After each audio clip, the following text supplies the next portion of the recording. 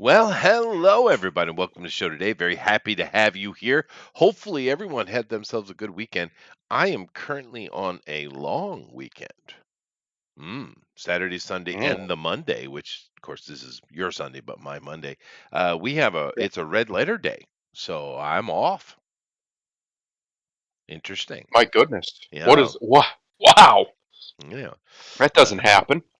well, today is the elderly day. Ah, yes, I heard that was coming. I watch a gentleman. He lives in Osaka, in Tokyo, and he wood carves. I think I talked to you, but told you about him. Mm-hmm. Makes woodblock prints, Mm-hmm. and Ukio he has A. he has a stream that he puts out. He's an old man. He's like 70 something, but he knows technology quite well. Actually, it's actually impressive. He's a programmer and everything. But he has a stream that he puts out on old Twitch every other day or whatever it is. And I heard him mention apparently it's going to be my day or something like that. And he's like, well, I don't think it's actually. I think it's for even older than me. But yeah, that's what he said something like that.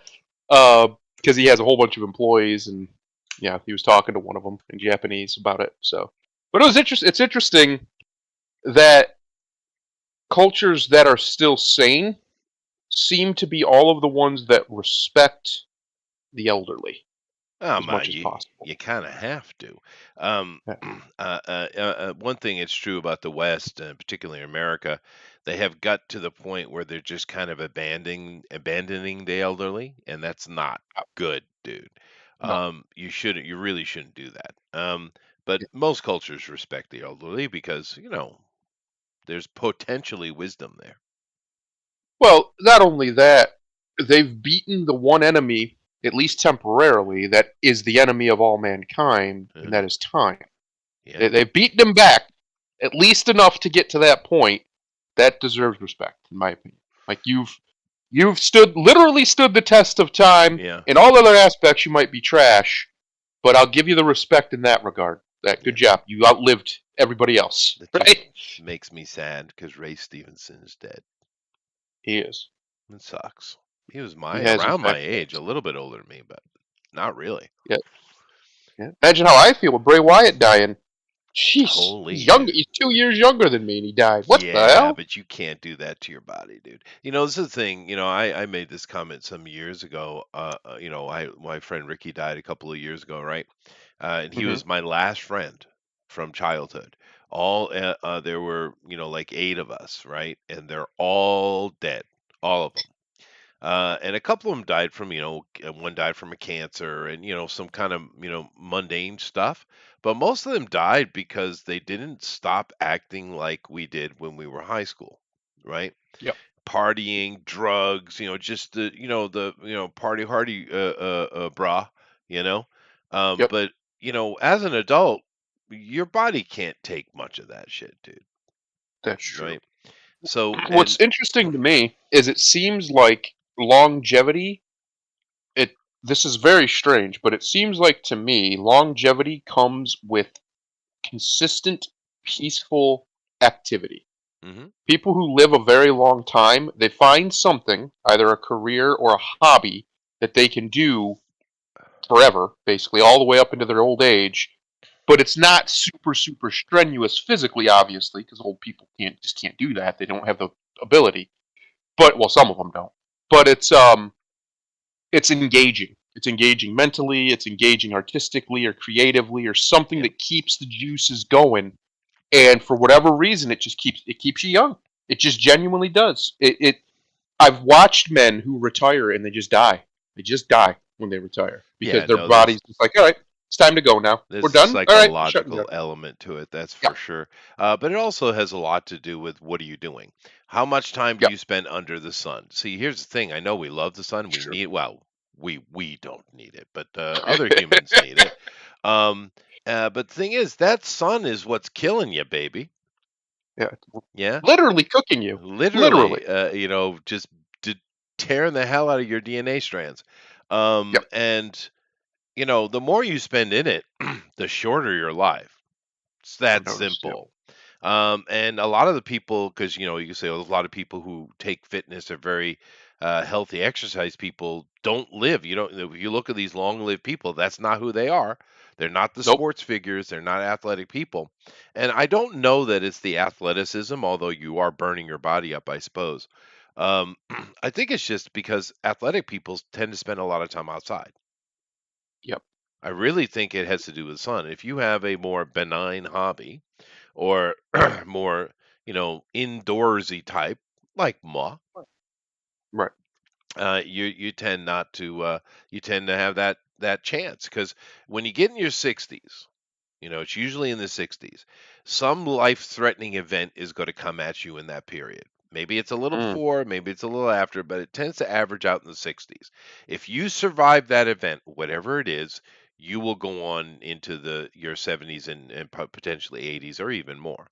That's just the Usually, yeah. way it is. 60s, that's the line, right? Halfway mark Well, you're set down by bringing the up the Lord. 120 years, which, Yep. don't get The me time on limit. that shit. Listen, all I'm It's saying is only 10 minutes past. we've never confirmed that I know of anyway, anybody living past that 120 mark. We've had some people get there, even recently, but then they died off. Or they got barely over. I'm not counting 122. That doesn't count. Because that could be cheated. How do we know? Listen, we don't know. 120 years ago, the records weren't that good. That could be BS. But I want to see somebody get to 150. Somebody gets to 150, and then we can be like, all right, there's no time limit. Right. Whether it's by God or the universe or whatever you want to believe, humans seem to have an end date. We have a shelf life of maximum 120 years. And most of us don't even get anywhere near that. But some people do, for whatever reason, for various reasons. They just do. They just live that long. I can't remember where it is. It's somewhere in Asia. It might even be in Japan. There's like a village where like the average age is like 95, average age of death, something ridiculous like that, 98, 95. That's crazy. That's insane for the average age of death to be that. That means people are living on average or close to on average more than that, right? Like 40%, 45% of the time, they're living well past that high 90, almost 100 mark. And that's crazy when you think about it, especially since the rest of the world, the rest of the civilized world, we can't really count the third world as much, but the rest of the civilized world where people have access to food and hygiene,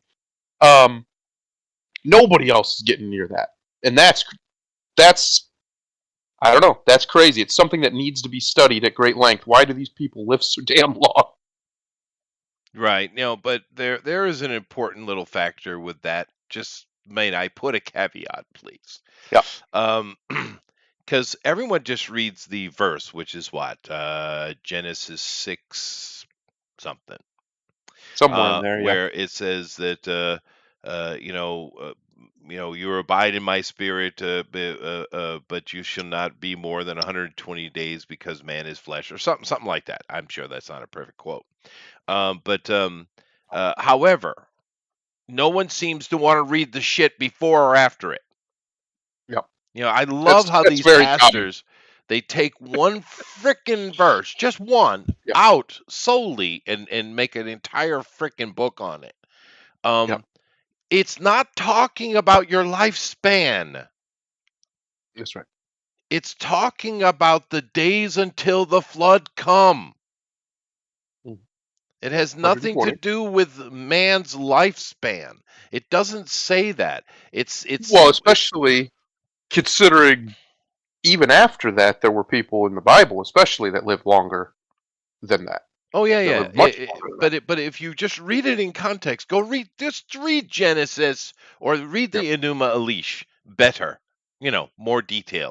It doesn't. That's not what God, which is Enlil, by the way, in this particular voice, right, is saying. That it's 120 years when the disaster shall hit. Because keep in mind, in the original story, the gods had nothing to do with the flood. They just knew it was coming, and Leo saw it as a chance to get rid of all these damn noisy humans. That's the reality of the story. But it's not talking about the lifespan of man. It's talking about how long until the flood wipes out man. And he said it gleefully, by the way. This is your God, Christians. He hates you. I'm just saying, well, we deserve it. Have you seen humans? We're pretty That's fair. terrible. That is fair. I mean, if I would, you all should be grateful I'm not God, because woo boy, would Oh there yeah. be some trials and tribulations happening today, right now. There'd be some suffering. Like you have it. You think the world's suffering now? Woo, Oh woof. yeah, that's Anyway, true. Roman. Speaking of, very Roman. yeah, Romans. That's a good book. You should maybe read that one. yeah. But yeah, no. Do you see that article coming up? Where some lady found out that her husband or ex or something like that thinks about Rome on a daily basis, and then you get a whole bunch of women in this big long conversation, and they actually Shocked use about it. Washington Post, New York Times, Yep. CNN, Guardian, BBC. Everyone makes a thing about it, like what's wrong with these men? I mean, God, why you think about Rome? And then I saw How one dare they lady. think? There was one lady. She's going on basically bitching about the fact that her husband knows this, which is weird. But then she's like, so she, women, because they don't want to be left out, right? So Yep. they can't stand it, and that's the root of most all problems we have. Women can't stand to be left out. Even That's if they're true. not being left out, they perceived it that they can't take it, and this is where all our trouble comes from. But anyway, so That's true. this lady who's bitching, right? Keep in mind, went and did a cursory Google search on Rome, found that Julius Caesar built the bridge, a famous bridge, in a very short amount of time. Is like, I wonder if my husband knows that. And it's like, yeah, we all know fucking that. Julius Caesar was the guy's Everybody, name. everybody should It know was that. across the Rhine River, just so you know. It's one of the most famous bridge builds in the world because he did it so Yep. quickly and so little resource. And of course, also the Persians coming over to attack Greece across the Bosphorus Strait. Oh, well, there are some famous bridge builds. You know, Sometimes you got to build a bridge to kill people. That's just how it is. sometimes. But I mean, Yeah, just this lady thinking she was bringing something to the conversation after spending minutes bitching, that's right. it made me Yep. laugh. I chuckled. Have you seen the video of? I think this one might be a little bit staged, but it's. I could believe it isn't because I'm kind of the same way. Where this girl asks if you could be anyone at any time in history, or be with anybody at any time in history, who would it be? And the man effectively describes the winged hussars of Poland under Zablinski as they're preparing to charge into Vienna and save Vienna from the Muslims. Right, right. And he goes into this long rant about it, and she's just stunned. And I'm like, yeah, no, that'd be awesome. That would be Please. awesome. Send, It would be. yeah, quantum Yeah. leap me into that. That'd be Hmm. sweet. El Cid, maybe. That'd Yep. be nice. Very similar. Mm-hmm. Yep. Charlemagne. I'd take that shit. Yep. But I might honestly, even be a I might even be a Frenchman if I'm battling back the Muslims mm, to save France. I mm, might. I don't mm. know. I might. I don't Well, know. Because then I got to eat snails, and I he's just. he's a Norman. Let's be fair. Well, true. That's true. That's Um, actually true. yeah. But yeah, no. Who would you want to be if you could step into someone's shoes in the past? I would probably go full on and go back to the golden age of Kemet and just take on one of the mega pharaohs that we're still talking about today. That'd Yeah. probably be the choice. Yeah. Talk about lap of luxury. God. Oh yeah. Oh Yeah. yeah. But my point is, and I'm guessing this is your point too. There's a reason men do this. It shouldn't Hmm. shock you that men think about these things. No. One, it's obviously just because it's interesting. It's just very interesting. How do these people live? Like your whole thing, anthropology. How do these people live? Why did they do Yeah. the things they did? The reality is they were basically the same as us. But it's also because men crave, we yearn for that sense of conquest, that sense of power, that sense of glory Yeah. that Rome instills. When you're just saying it, even the name sounds like it just Rome. feels like you're talking about something that's special and Yeah. unique, or Yeah. whatever you want to call it. Yeah. And that is gone. The reason why so many men play video games nowadays is because it's the only place you can kind of feel that again a little bit. You're not allowed to go out and conquer. No, we're not allowed to be warlords and anything. I'm not even saying we should be allowed. I'm just saying Oh in no. modern times, We should be. that's just not acceptable, right? That Well, sort of behavior. look what's happening on that little island in Italy. right? Yeah, They've literally been swamped by they Tunisians, right? they need a warlord. So Well, they yeah, I mean, and everyone's then Europe's in a fluster of what to do. Well, it's pretty you, simple. Take the Roman approach. Collect them, put them on a boat, and take them back to fucking Tunisia. yeah, It's a take them back. simple solution. Or Yeah. if somebody else in Europe wants them, take them there. But get No them one off that wants them. island. No one. You Well, notice yeah, the exactly. silence coming out of Europe. Yeah. You notice it? Suddenly That's it. everybody doesn't. Yeah. I don't. Are they speaking No. Italian? I don't speak Yeah, Italian. I don't know what he's saying. that's I'm true. confused. That's true. He's But like, I'm speaking English, you right. ass. But this came up. I was watching this. My wife here was saying, and of course that stupid lady was speaking, and she was a stupid woman. I agree. But Yep. my wife's. I said, yeah, well, it's not really something women really do, because women's focus is different than men's focus, right? Mhm. And she says, I'm not stupid like her. I know history. And I'm like, uh-huh. Yeah, tell me something. One thing. Go ahead. Now, Silence. when it comes to Japanese history, I'm sure she knows some. No, she doesn't know shit. Um, I know more about Japanese history than every Japanese I've met. I wouldn't mind jumping back into a samurai, fighting against with my Eh, lord, they're a death cult though, slaughtering dude, some man. They're people. pretty Well, hardcore. listen, a lot of them. So are the Spartans. Like, Yeah, no, let's. it's true. I'd jump in It's a true. Spartan too. Yeah, King Leonidas. Yeah, no, Yeah. yeah. But his wife was a real fucking terror, dude. But Yeah. anyway, so I had to explain to her, well, and of course you want to know why Roman and not say Greek. Good question, really. Mm. And I explained, well, of course, we love history in general. I think it's just very mechanical, and it's something that men's minds like. We were very mechanical in general, right? Um, and a lot of times you get a retort from some feminists like women can do that too. It never said you couldn't. It's not the point. Never once. Of Never course, even you're implied it. capable. You're human. You're human. Yep. You can make an attempt at Plenty of anything. autistic women out there, Yeah, it's fantastic historians. They yes, exist. not well, not all of them, but I'm just saying, missing the point. But I Yeah. explained, very simply. Well, it's kind of like this. You see, if you're a Greek man, right, back in the day, right, you got yourself some slaves, right? Now, well, we'd probably call them indentured servants, to be honest with you. It's a little bit different. They didn't Yep. have what Rome had, right? And well, I've discussed on this channel that the Romans basically came out of the Grecian. Um, there was a civil war in the Hellenic League long ago, Greece, and the Grecians, there wasn't much fighting. They were like, fine, and they went west to their territories in the west. Is where we got Sicily, Syracuse, Archimedes. I already explained all this. But anyway, but the Greeks, you see, if you're a Greek man, you get yourself your wife. You got a piece of land, of course, because you're a Greek man, so you own a piece of land, right?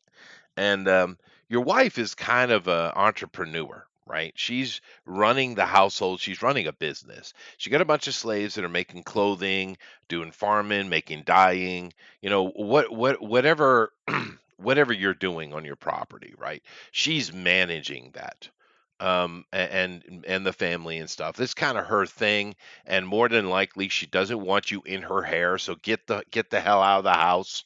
You know, Yep. so what happened? The Greek men all ended up in the Agora, which is basically like a town center, marketplace, university, you name it. It's the place to hang out.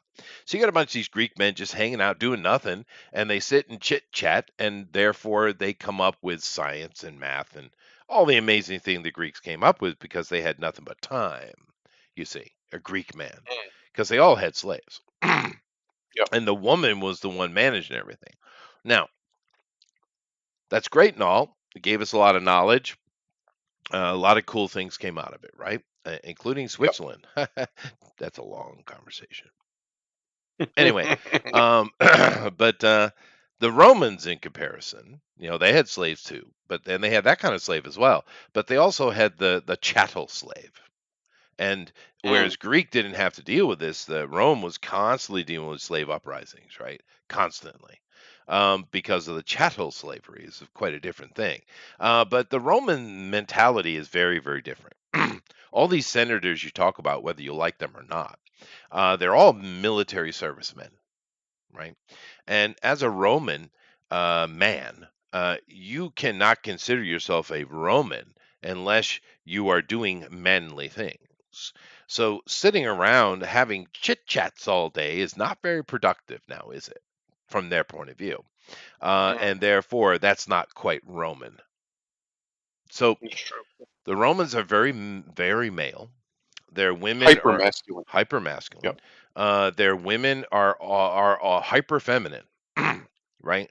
And the thing is, if you go back and study about Rome, the equality there was way better than what we have now, right? Yeah. Because women had huge amounts of responsibility. Sure, they weren't in the Senate or in the military, but they ran everything else, right? Right. But the Roman ideal, especially how they deal with a problem, because sure they conquered your land, okay, grandma's dead, but in the end, it's like, okay, we want our 10% tax, and these are our laws. You follow them. That's it. That's it. That's it. Simple. Simple. And Yep. if you have a little bit of uprising, well, we're going to murder all of you. Yep. Or maybe we'll be nice and we'll just let you draw lots and decimate you. The proper use Yep. of the word, by the way, my God, I hear people use this word all the time. Deci, 10, reduced by That's right. 10%. Oh, God. Anyway, Yeah. okay. Only a Um, 10% genocide. It's fine. yes, that's being nice. But the That was Romans, being rational. it was. And the thing is, with the Romans, they were incredibly rational. And They that's were. what is so wonderful about them. Yep. And of course, their stoicism. Yep. Mm, I Well, sit the there other thing thinking, I think that a lot of men resonate with is that hyper masculinity. Like this idea, it's weird how you have these academics and lefties who try and paint Rome as some kind of gay mecca paradise, like they were all gay or being gay was fine. No, it wasn't. no, They did not like it. They didn't no, tolerate. They in they fact didn't murdered tolerate it. emperors for it, Yes, it wasn't literally. something they allowed or even remotely No, condoned. To the or fact that no, oral sex was condemned yes, violently. yeah, I know Like the it wasn't something that happened. Hollywood always wants to show Roman orgies. Yeah, no, Yeah, that's not real. yeah, When that you isn't real. have people who got caught doing that shit, they literally killed them, including That's right. Nero, That's right. Caligula, right? There was a third one too. Yeah, they didn't. They were very conservative. Yeah, Yes, and it's not even so much. Yes, by today's standards, we would call it conservative. They would have just called it manly, virtuous. yeah, That's how they saw it. That's how they saw the world. They saw the world through a masculine lens. And what killed Rome, in my estimation, is sorry Christians, but you get some of the blame here. Is Christianity's more feminized version of masculinity? Don't kill each other. It's simple. I know, crazy.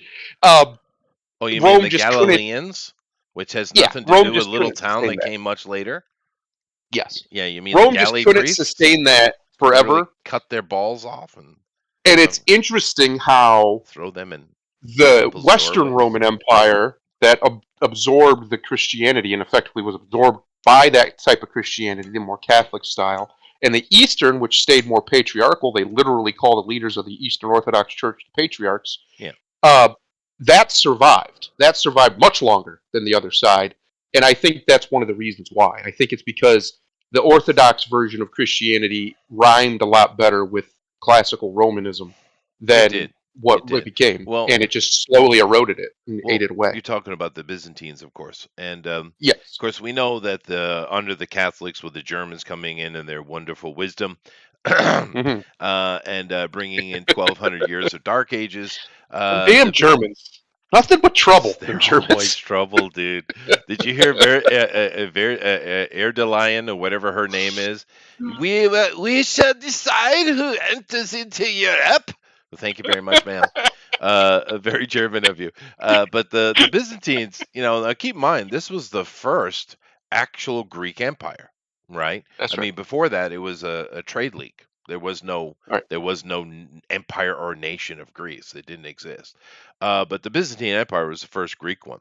But of course, you get some amazing things come out of that period. The You had, of course, the creation of the Russian language. Shh, don't tell anybody it's Greek. Um, It uh, even sounds Greek it when you hear is, it. yeah. But so many amazing things come out of the Byzantine Empire, and now we've lost. Now the thing is, even though this is much more recent time, the past 800 years or so is quite fuzzy It is. historically. You would say, "Oh no, we have better information." Are you sure about that? Especially for that area, that Yeah, particular area, it's very very fun. fuzzy, because you have archaeology that seems to suggest that the Byzantines continued growing when whoever's in charge, but the Byzantine Empire went right all Mhm. the way through Asia, ended up in the Americas. We have archaeology saying this, right? That's right. And you have oral history, or just even written history that's saying exactly the same thing, the thousand-year reign. Mhm. But then modern historians are like, oh, that's nonsense. They fell when the Muslims came. It's like, yeah, but the Muslims are Christian Byzantines. Well, they were also there's a I believe it's from Muhammad himself a prophecy that says to ally with them, to ally with, but what he would call Rome or Rum, to make them allies and not war against them because, well, one, they couldn't at the time, and two, uh, it's no there's no reason to. Like, Islam has the idea of the people of the book, the children of the book. They're not really supposed to make war with other No, people but who are of that descent. just keep in mind that they are Christians, right? Yeah. That's what they are. They're a Christian offshoot. Muhammad is simply their translation of the Jesus. Okay. Well, they Um, also have Jesus, and they consider him the Christ. In right. fact, But they even none of say it. this stuff kicked off at all until the Umayyads came in, Yep. right? And that is way, way past your 600 something of Muhammad. That is Yes. centuries and centuries past. But anyway, we're not here to get into this history thing. The point being is the Byzantines were right.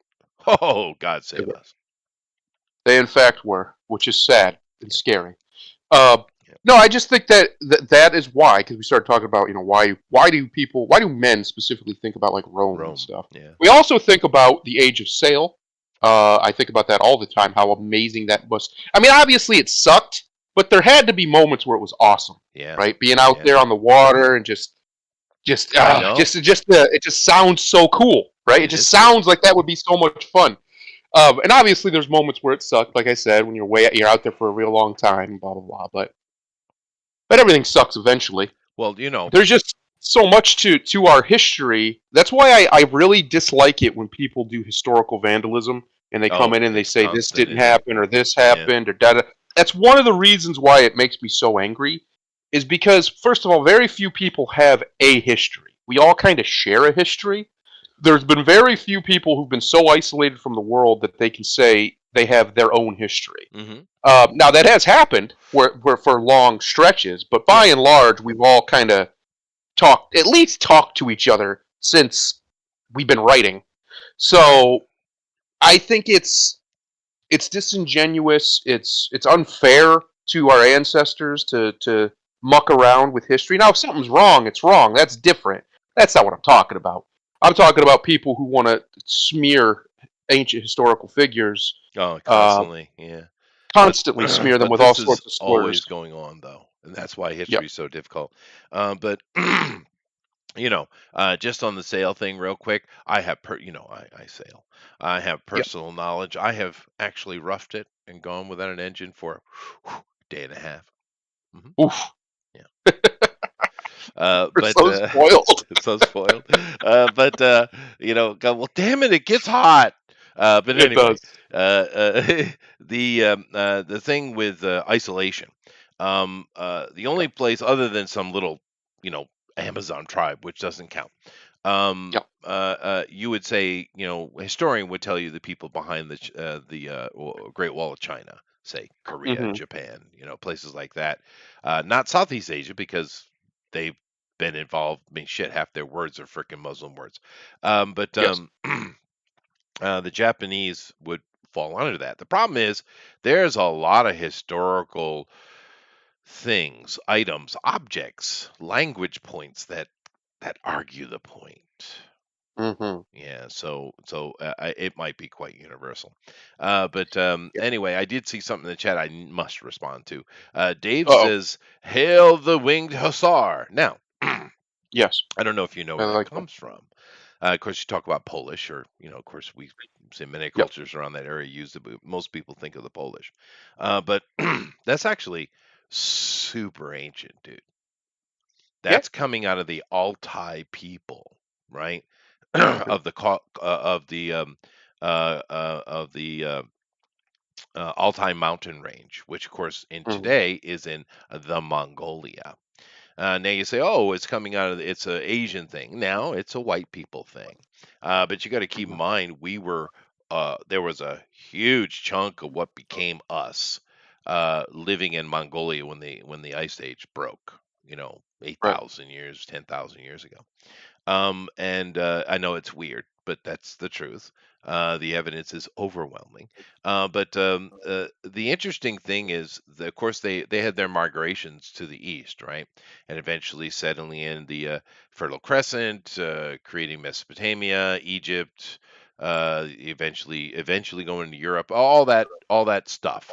The creation of white man land. But it didn't just go west. It Mm. went east too. Matter of fact, there's a very popular character of anybody who likes manga, and I know many of you do, right? Mm. There's a character in Japanese folklore which shows up in a lot of their anime and stuff called a Tengu, Yeah. right? And what is a Tengu? They're very tall. Okay. Japanese are very short, particularly in that period, right? They're Yes. very little people. But they're very tall. They have a reddish hue to their skin, or might we say pink. Mhm. Oh. They have kind of big noses. It's weird, you know. And here in Japan, by the way, my nose is perfect. By the way, I have perfect Mm. feet and perfect nose. Other than that, everything in between is questionable. But It's a mess. yeah, it's a mess. But the nose and the feet are great. But they say I have a high or a tall nose. It's interesting. Hmm. But the Tengu had these big noses, and of course they have wings upon their back. But it never talks about them flying. Yeah. Interestingly enough, it just talks about these wings on the back. And what are they mainly in the story? Well, they're war leaders. They're people who are teaching princes how to fight, how to make war. It's all about, organized army military life is when the Mm. stories of the Tengu. And of course, the Tengu are the Altai. They're coming from real experiences, because they're meeting and interacting with these giant white men, and they would Mm. have, of course, they're called the people of the Swan, right? They'd have these big, like the hussars, they have these big wings on their back. But it's very interesting how going west, of course, it created us, the European nation, ultimately, right? Nations ultimately. But it also went east, and it survives in the folklore. That's kind of cool. It was cool. Yeah. The Sabaton, the band, the metal band that you don't like, but they have a song called "The Winged Hussars Arrive," and it is. Yeah, man. I get where that guy is coming from, wanting to jump into quantum leap into one of their bodies and charge down that mountain. Yeah, Uh, it'd be cool. it's one of those things in history that is so fucking cool. Like there's no It other is way to cool. describe it. It They is. literally showed up right when they needed to save Europe from being overrun by Muslims, because that's what would have probably happened if they Mhm. got through Vienna.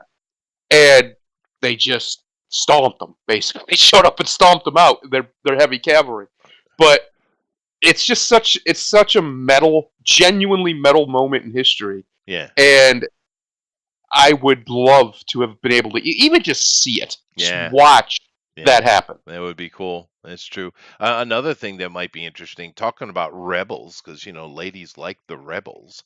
There's a Yeah, little dude. I don't know how little he was, but his name was Attila. yeah, And boy, was he a rebel. He was causing trouble for the man quite a bit. And he did just it while God. literally screwing his way across the world and drinking his fill. That's So, right.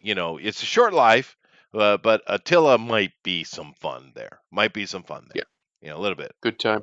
Yeah. You could pick old Changus himself, but the man died choking in his own vomit, and that's just Yeah, yeah, yeah, that ain't that ain't good. That ain't the way you want to go as a warrior or as anybody really. Like that's yeah. just not the way you want to go. Well, I mean, he's also, he's basically a Byzantine prince. Yeah. Is what he was, and but he had a lot of responsibility in regards to having to bed a different woman every night. It's their custom, and he was dutiful in doing that, especially looking how many people have his DNA in him.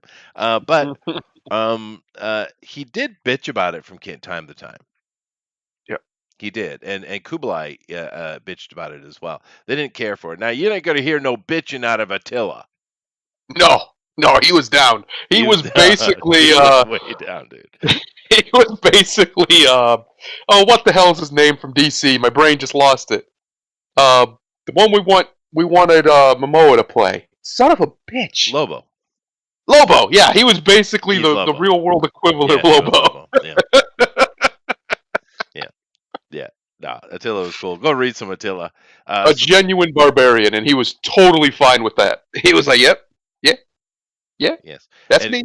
Yeah. and currently there are three, possibly more, swords of Attila in various museums, and they all say, "No, ours is the real one."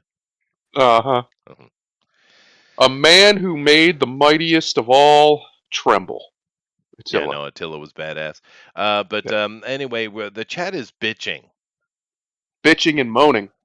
Fine, chat.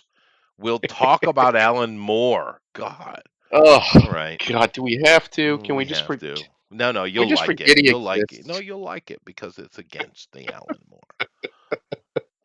All righty. So, Good old Ale. Good old Ale boy. yeah, now let me bring it up here so they can see it. Okay. Oh, Aquaman 2 kills baby and viewers walk out. Well, Yeah, during the testing, they've been having a lot of trouble. Now, here's the thing. Um, now, let me be comic book nerd for a second, if you don't mind. Um, Black Manta, way back for Color Day, right? Black Manta did suffocate to death and kill Mira and Arthur's kid. That is comic book accurate. It is canon. It happened. Superman was even sad. yeah, Yeah. yeah, killing babies. Killing That'll babies. get you. So this is definitely not something out of the blue. It is canon. And in this Aquaman 2, which no one's really talking about, which so it's kind of this article caught my attention. It's like, oh, I haven't seen anything about that. Because Warner Brother just wants nothing to do with this thing. However, um, they do that storyline where Arthur uh, and Mira hook up and they have a baby. I don't know if they get married. I don't know the situation, but they have a baby. And Manta, who's you killed my dad, I'm going to murder your entire civilization because that's an equivalent response. Ends up killing, doesn't kill either one of them, but does kill the baby. Okay, fair enough. Like I said, it's canon. This movie seems to have a lot more trouble than this. However, during the test screening, they handled it so poorly that literally people stood up and walked out because they were disgusted by the scene. Now, you can kill a baby, but you need to do it the right way. Yep. So, Apparently. obviously, Yep. it's like never kill the dog unless you make it the point and therefore get John Wick. Yes. Right. Somebody's gonna get John Wicked. In fact. Damn straight. So I thought this is interesting because this movie has nothing but trouble. And now, correct me if I'm wrong, but I do believe this is the last of the pre-Zaslav stuff, Yes. Everything else right? got axed. Yeah, but This one, because it made so much money, I would assume they're like, yeah, let's just go forward with it and see what happens. Because the first one is the most successful DC movie they've ever made, I think, or is it or in the money last, wise? it's up there. It's God, up it was there. long, dude. It was so long-winded. It It was. needed to be an hour shorter. They honestly could have ended that movie at him getting the Trident. If they were going to do a sequel anyway, which they didn't know at the time, Right. when he first gets that Trident and comes out in the armor, that would have been a perfect. They could That have would just have ended been, it there. and Yeah, how movies used to be. These days, they're kind of going back to what they did at the golden era of Hollywood, where they're telling yeah, you these incredible 4-hour epics, right? yes, And you didn't need that. You could have just ended with a Trident, and it would have been short, yep, sweet, and fine. Because Momoa should be Lobo. We all agree. yep. And even though Amber Heard's an absolute nightmare of a human being, she kind of perfect for Mira, dude. I She mean, is, she is. sadly. So, but I'm just saying, uh, no problem with that movie. But if you ended it right where he's talking about, where you got the trident, we have some accomplishment. Yep. Aqua. Arthur is now Aquaman. Okay, cool. That's- And it would have, but like you're saying, they made a lot of money on it, I guess. For They did. me, I had to struggle to stay awake, dude. See, and that's the weird thing is for the most of it, it was the first one, and I remember mentioning this because Spider-Man still had not done it. The first superhero movie in a very long time that actually made the hero understand why he must save everybody. Hmm. That there's no exceptions. He even says it. Like he caused this problem because he should have saved that guy in the sub, basically. Um, Accountability is my point. It was the first, and that was shocking. I wasn't expecting that out of Aquaman of all places, of all movies, and that's why it caught me off guard. I was like, oh, wait a minute, this is actually a superhero movie. Yeah, Hold on, yeah, wait a minute. yeah. It had some Um, good scenes in it. yeah, no, it did. It's just I agree. It was way too long in the tooth. The big battle at the end, they didn't earn that in Yeah, that that could have movie. been the second If movie. they had Yeah, if that was the second movie and that was the end of the second movie instead, it would have been way better. It would have Yeah, been much more. Felt like they earned it yeah. more. And Um, one thing they didn't earn is what brought us into Aquaman 2 is the death of Black Manta's dad. That didn't yes, sell the way they think it did, right? no, Because they're trying to make it like you killed my father, I shall revenge you and your entire people.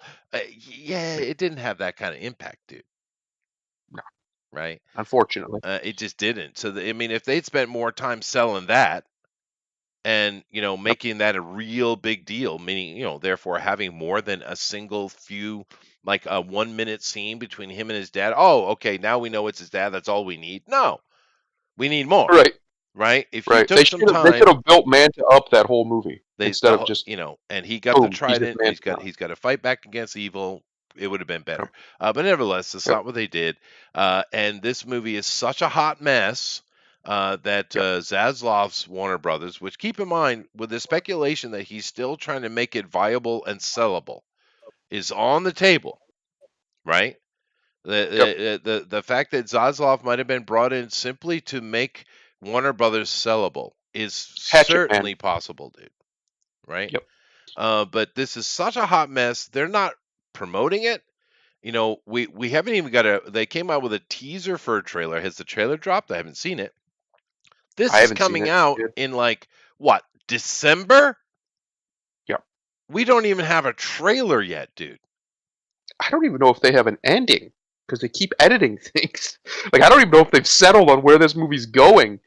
Uh, which is not good this close to the end game here. But now this movie's probably going to flop. Momoa doesn't have the stock that he did at that time. He's also allowed in this movie. He looks fine, but he's allowed himself to get really out of shape since his divorce because he got divorced. Did he? And yeah, and he's not looking good. Put it that way. Like Jason, listen, I love you, Jason. I've always loved you. I've been a big fan of Jason Stargate. since Stargate days. He had that charisma, that physical animal shit going on. Women Yeah, loved him.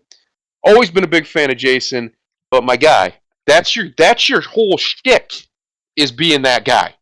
And if it's you true. can't keep yourself in shape, then you're done.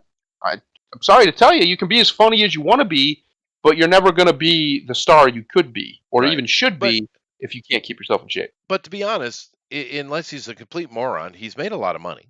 So Oh you yeah, can yeah, you he's can doing retire. okay. You can be done. Yeah, It's okay. yeah, he's doing Yeah, okay. you can Yeah, be done. he Uh, will be a producer or whatever. Yeah, just yeah, step sure. back. Yeah, you don't need to. But the thing with this though, there's a way to kill a baby in a Yeah, film, and then there's a way, mostly ways not to kill a baby in a film.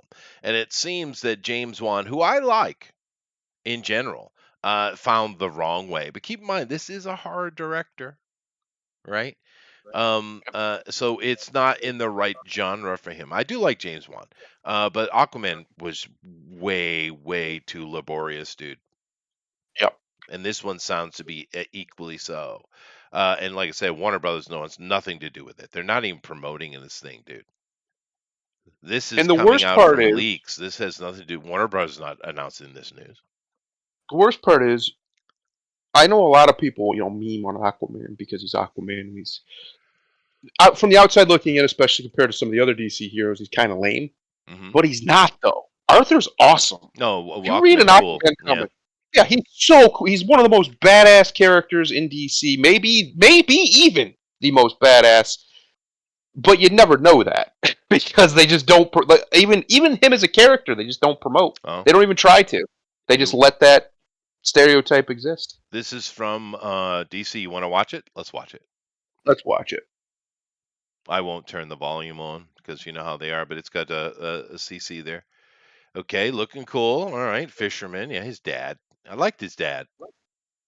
Yeah, that was also another cool thing is they allowed him to have a good father. Yeah, his mom didn't need it. Isn't it interesting how that lady, that Australian lady, has ruined 2 movies with her presence?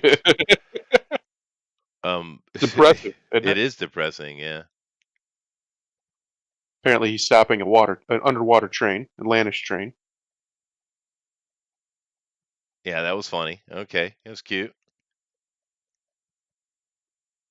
Yeah, I don't know, but this movie really must be hot mess though, because it looks pretty. Oh, the first one looked pretty. That was the other thing that I think drew people in. It had a lot of color. And in this one they didn't have to race swap anything because Manta is black. He's a black dude, so because every the old shtick in comic books, if he was called black, then he was a black guy. Right. That's true. That is true. Ooh, he got a new suit. Is that a bit of Groot? Did Groot come to help him? I don't know. I don't know why he would, since this is DC. Who is this guy? Dad? Is that his actual dad? Because wait a minute, I'm confused. I don't know. No, the Polynesia guy's his dad. I don't know who. I don't know what's going on here. But once again, way too long on the tooth. Oh, that was bad CG. That was pretty bad. Yeah, I don't know who this dude is. I don't know. Is he from a different dimension or something, different universe? Because multiverse stuff. He's moving around like Aquaman to me. I don't know. Moving like Aquaman, and of course, Black Manta has the trident. Okay, that's not good. Or he has How'd he a get trident. that? He has a trident. Mega War, of course. Oh, back together. Mama. Yes, Mama. See, I'm okay with Manta being the. Is that Ocean Master? I think that's Ocean Master. Maybe they're gonna. It is Ocean Master. Yeah, no, you're right. I'm okay with Manta being the lead villain. I'm fine with that. Yeah, no problem if they at do all. It right. Like I said, I don't know what the problem is, but clearly Warner Brothers is not happy with it, right? And Ocean Master here is representing the original Arthur Curry, by the way. Yes. Clearly, obviously, look at him. But I do like the armor. I thought they did a great job. I think it looks great. And honestly, the race swap, I get people's complaining because they're just sick and tired of it. I do understand that. Yeah. But making a Polynesian hey, look. Yeah. They're promoting comic books at the end of this trailer. Weird. Wait a minute. It's weird. It only took a decade and a half to finally figure it out. Good Lord. But having a Polynesian as Aquaman, it doesn't bug me. It kind of makes sense. It's fine. Kind of like what they did in Marvel with Submariner, making him South American. It's like, okay, that's possible. Yeah, why not? Yeah. I don't really mind this stuff, but then again, I don't really get upset about that shit. It's kind of the thing we were talking about earlier with the whole Starfield controversy, and it's like, yeah, well, who cares? I actually have pronouns and stuff like that. That's if good. The only reason we care, is because they've made us care. Yeah, because they've made such a big deal about. I don't personally care, but the only reason why people do care is because they've made such a big deal about it Yeah, no, that it's just it's they just want it pri- away. They it's want it the away from them, principle. Yeah, basically. you're right. It's the Yeah. principle. But if it wasn't for the fact that these people had to be so weird, no one would have gave a shit, and we would have thought it was interesting. Like imagine like you're playing Baldur's Gate 3, and you're like, yeah, I can make a trans goofball or whatever, a trans half orc because I can. Yeah, That would sure. be cool. Yeah, why not? But you can't have that opinion anymore because everything's got to be political. So Yeah, no, I understand the argument. I understand what Az was, are complaining about. I get it, but once again, that's the story. The lead is being buried, right? yes, Because the simple fact of the matter is, it's another buggy mess from Bethesda. yes. That's the story. Todd Which Howard, no one should be surprised by head and this. No one. ass. Yeah, I mean that's the story. Don't really care about the other stuff. Of course, it has that, but the thing is, Bethesda doesn't even give a shit about it. They No, just threw it in at the last minute because, and they also know any problems the modders will have fixed in a month, so it's fine. that's yeah. Um, I mean, that's the reality here. which is obscene. This multi-billion-dollar company hire these people. What are you doing? Yeah, I know. Just let them do your quality assurance. 'Cause you're not- What do you? They do it so fast. They do it so fast. This is taunting me. I have Uh-oh. to click it. Oh no. I clicked it. Oh no. This lady, I I don't- saw her in the news recently. Why? She's naked. Naked. She is naked. She did the OnlyFans, did she? Apparently. And she didn't make any money and she regrets it. Okay. All right.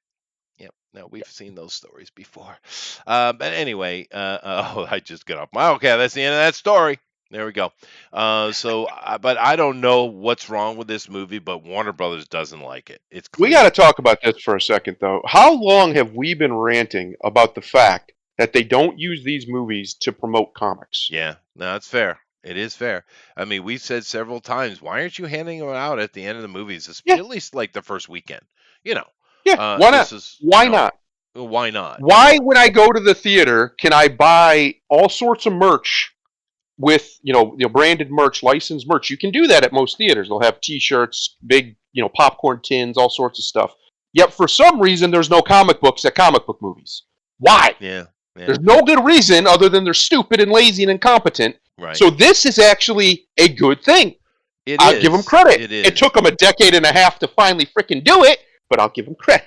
Yeah, but no, I mean honestly, if you're especially opening weekend, you're a big powerful company.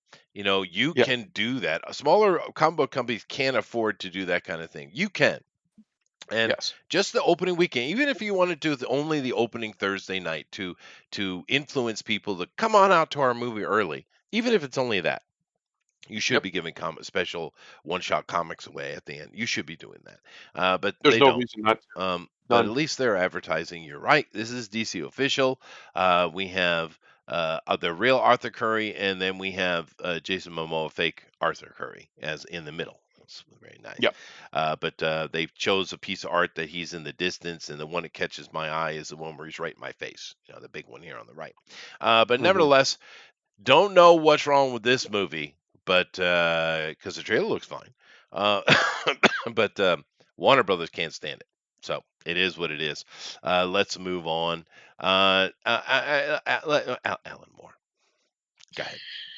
Watchmen creator Alan Moore criticizes Frank Miller's work as sub-fascist. Sub-fascist, so not quite fascist.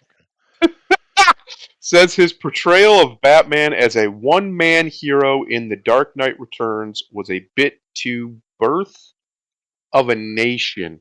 Alan. Schnookums. Darlin. Grand Wizard, whatever he called himself. Yeah. First of all, he did call himself a wizard at one point. I'm not going to point out the obvious correlation there between that and the KKK. I'm going to leave it alone. Mm-hmm. I'm not going to do it because he already did it. Right. I'm going to leave it alone. Right. Alan, everything you've ever done, even the things that were good, have done nothing but make the industry worse. Yeah. Because of everybody who thinks you are the standard. You are the pole that everybody is being measured up against. You are at the top of the totem pole for whatever reason. And all you've done is drive away audience and new audience from coming in because of your choices and your stories and people coming after you trying to be you. Yeah. And Mr. Moore, yeah, you are the cancer here, not yeah, not he is. Mr. Miller. And keep in mind, he is the quintessential curmudgeon, right? Yes. And he hates everything. He's never happy. Millar, another Britishman, is greater than Moore. Well, if you want to get into the British invasion, which I'm about to, dumbs the name, I'm going to one up you with Millar is greater than Moore because another British man, Claremont, is better than all of them, That's and accurate. he didn't do any of that shit. All right, which I'm Accurate. about to talk about. So, but just keep in mind that Claremont, the X-Men guy, is British. Yeah. Mhm. The only other man in Marvel history to matter as a creative, truly on a grand scale, Yeah, besides truly. Stan Lee, of Yeah, course, is Claremont. It's yeah. just the way it is. As far as writing goes, as far as writing goes. Yeah, yeah, that's what I mean. Yeah, But let's get into this for a second. First of all, let's dissect this here. So Alan Moore criticizing, which is all he does, right? that's true. He's Frank Miller's um, uh, work as being sub-fascist and compares it to Birth of a Nation. Okay, so let's take the last first. Birth of a Nation. What was that? Old film, came out talking about the end of the Civil War and then the Reconstruction era and the life journey of two men, a man from the Union and a man from the Confederacy. And That's in right. the end of the movie, the man from the Confederacy is, we're being oppressed, and he creates the KKK and rallies his friends, and Yep. he's like this hero, right? So Right. yeah, okay, it's got some slight I racist mean, undertones if there. you understand the history of the KKK, that's closer to the reality than what Hollywood would tell you.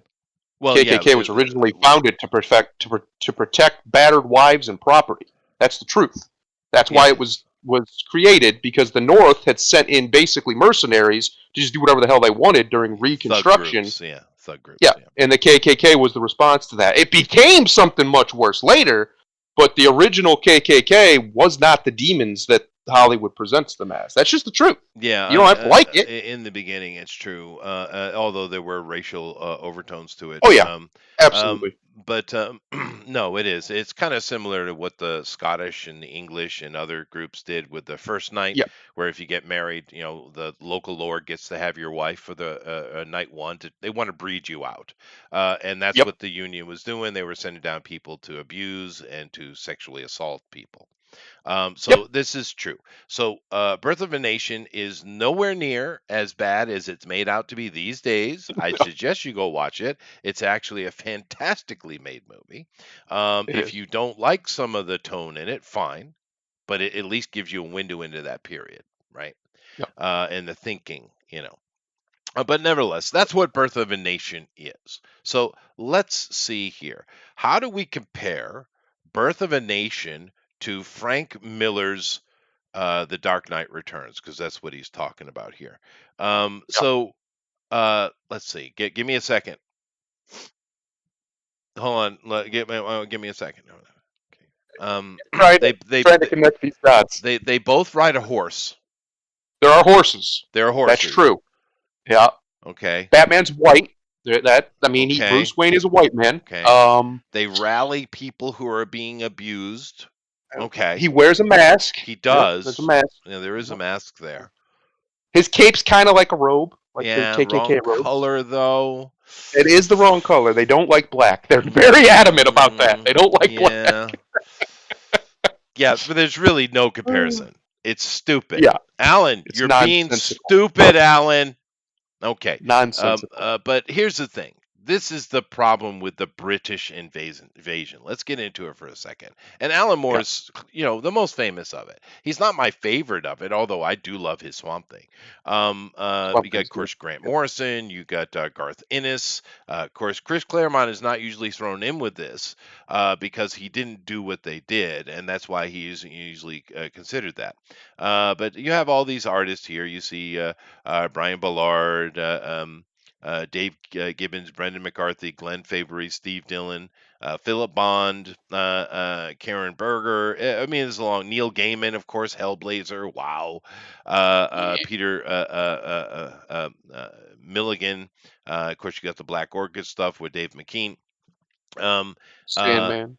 yeah, it's the Sandman stuff. I mean, just wow, killer stuff, right? Some really good things, but that came out of it. No argument. I mean, the top three is certainly Yeah. Alan Moore, Grant Morrison, Gaiman, I guess, Neil Gaiman. Those are the three most successful. Although, like I I said, would say Gaiman is the most successful outside of comics for sure. right? Like No, his that's his true. stuff became way bigger, like his Okay. novels and whatever. So But what unifies them? Why are these guys thrown into the British invasion and one of the most famous comic book writers of all time, Chris Claremont, is not? Okay. Well, it's very, very simple. It's their mentality.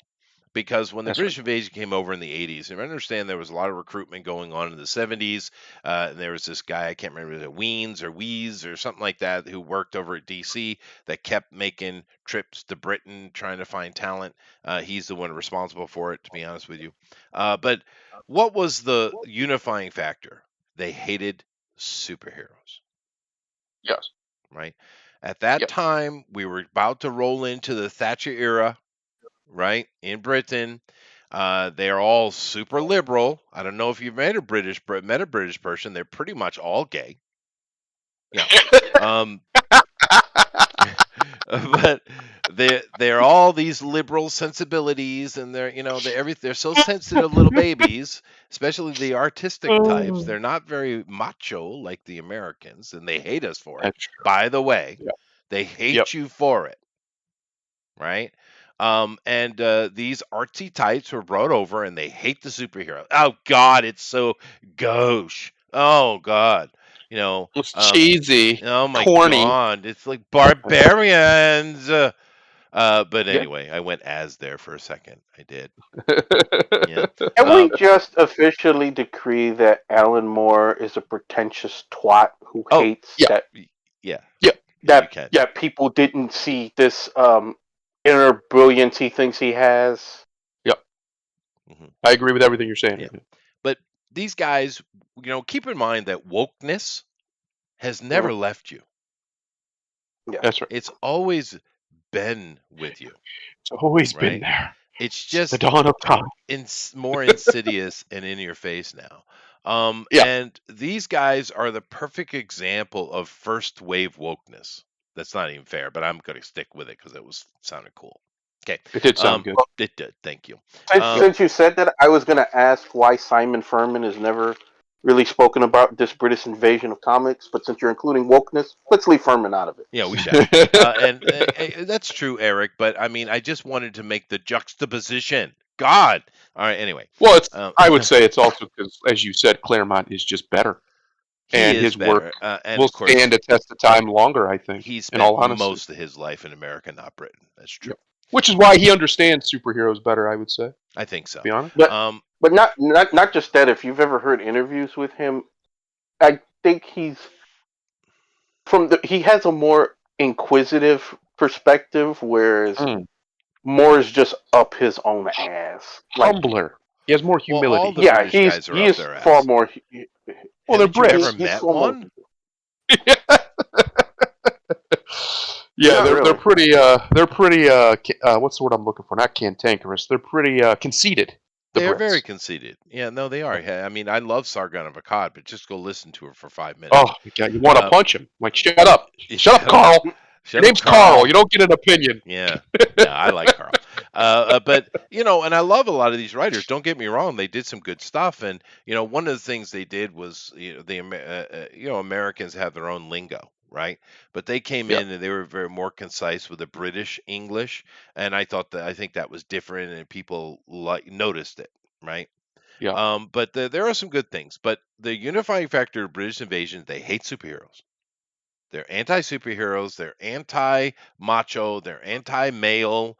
They're anti-strength. It's all about this trying to role reversals, or the man versus the state instead of the hero versus evil, right? yes. And that's really what the British invasion was. And like I said, there's some good stuff. Garth Ennis is my favorite of it, to be honest with you, personally. Although Grant Morrison is probably the best of them, though. Mm. I mean, his writing on Animal Man was spectacular, dude. And talk You about think he's taking a well? comic and making it adult. Good You job, think dude. he's better than Gaiman as a writer? I think so. I prefer it. I'm not going to take anything away from any of them because they're all very skilled and talented. They They are. are. Yeah. They are. They're very good at what they do. It's unfortunate what they do does nothing but cause harm. It's unfortunate because Mm. they're all very good at it, but the consequences of what they're good at, No, it's he kind of didn't like learn. somebody being really really good at making porn. They're really Yeah. good at making porn, but the consequences of that are there's more porn in the world, and that's not I never necessarily a said good. I'd made porn. Don't. You know, I I could believe that. no I could believe comment. it. But anyway, Alan, what's the word you use? Schnookums. I like that. Schnookums. Schnookums. Yeah. Wow, this guy. I mean, that's a bit Sub-fascist. outside, brother. I mean, I mean, Frank Miller's work is the quintessential American work in this way. That America has not been David for a very, very long time. We are That's Goliath, true. but Yep. we see ourselves as David. We perceive it that way, and that's what we want to be. We want to be the David, right? And Yep. Batman fighting against all odds, it's impossible what he does in his books. This, particularly the Dark Knight Returns, it's impossible. Look at the odds he's facing; it's ridiculous. And of course, Yep. one of the things about Frank Miller's is Batman is not just dominating everything; he takes a whooping, right? And he's desperately trying to save things. It is the quintessential hero fighting against overwhelming odds. This is America in a freaking nutshell. That's what we are. That's what we see ourselves as. And the problem with Alan is you're fucking British. That's right. That's your problem, Alan. You're all Yep. sucking at the teat of your fucking queen who spent her entire life tearing down your empire, one of the worst rulers of all time, but yet you praise her. Really? Another female that destroyed an empire. It's crazy how often that happens. But Crazy. the British, I mean, enemy or not, love your frickin' delusion. Right? Because here's the thing, in America, we have assholes, communists, right? Who are trying to That's true. flood our country to cause trouble in the cities and to destroy and basically get to the point where everyone puts their hands up and says, government, help us. Like, okay, but that's what's going on. Sure. But what do you see all across America? People standing up against this shit. What do we see in Britain? Sargon of Akkad sitting and chatting, right? I mean, Peacefully. so, fuck right off, Alan. You don't know anything Yeah. about America. You don't understand it. You've completely once again misrepresented the concept of a thing with your Yes. weird little, wizard, tea gayness. God, What exactly is sub-fascist? In fact, I was Mr. just about Moore, to ask that. Mr. Moore, can you define fascist for me, please? I'm sure they can't. These modern, No, they have these no idea. lefties can't. No They don't idea. they don't understand what the word means because No. it's communists, they're socialists, Marxism, really.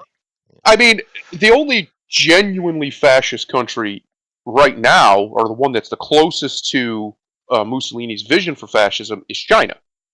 That's the closest one that's operating in the world today.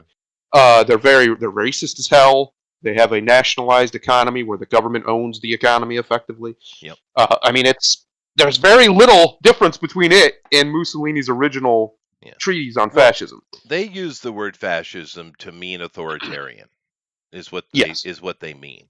But Correct. what they don't seem to understand is, as with the word they've chosen, fascism, which is a form of Marxism, that the most authoritarian, tyrannical governments we've seen throughout history are the Marxist ones. That's I mean, true. if we let's go back to the one of the most noisy groups in history. Let's say the Umayyad Empire, right, where Islam comes from, right, to modern day Islam. Umayyads the were jihadi pretty style. noisy, but they're nowhere near as oppressive and hateful as modern Marxism. Not even close. I mean, sure, they have Sharia law, but that's not Sharia law. That is the law of Ashurbanipal, or even older stuff. That is simply Yep. the eye for an eye. It's harsh justice, but it is a form of justice. It It is is balanced. not. It is not based upon, well, your politics are not exactly correct, so I'm going to cut your hand off. That's not what it is. You stole Yep. something, and therefore your hand is being cut off.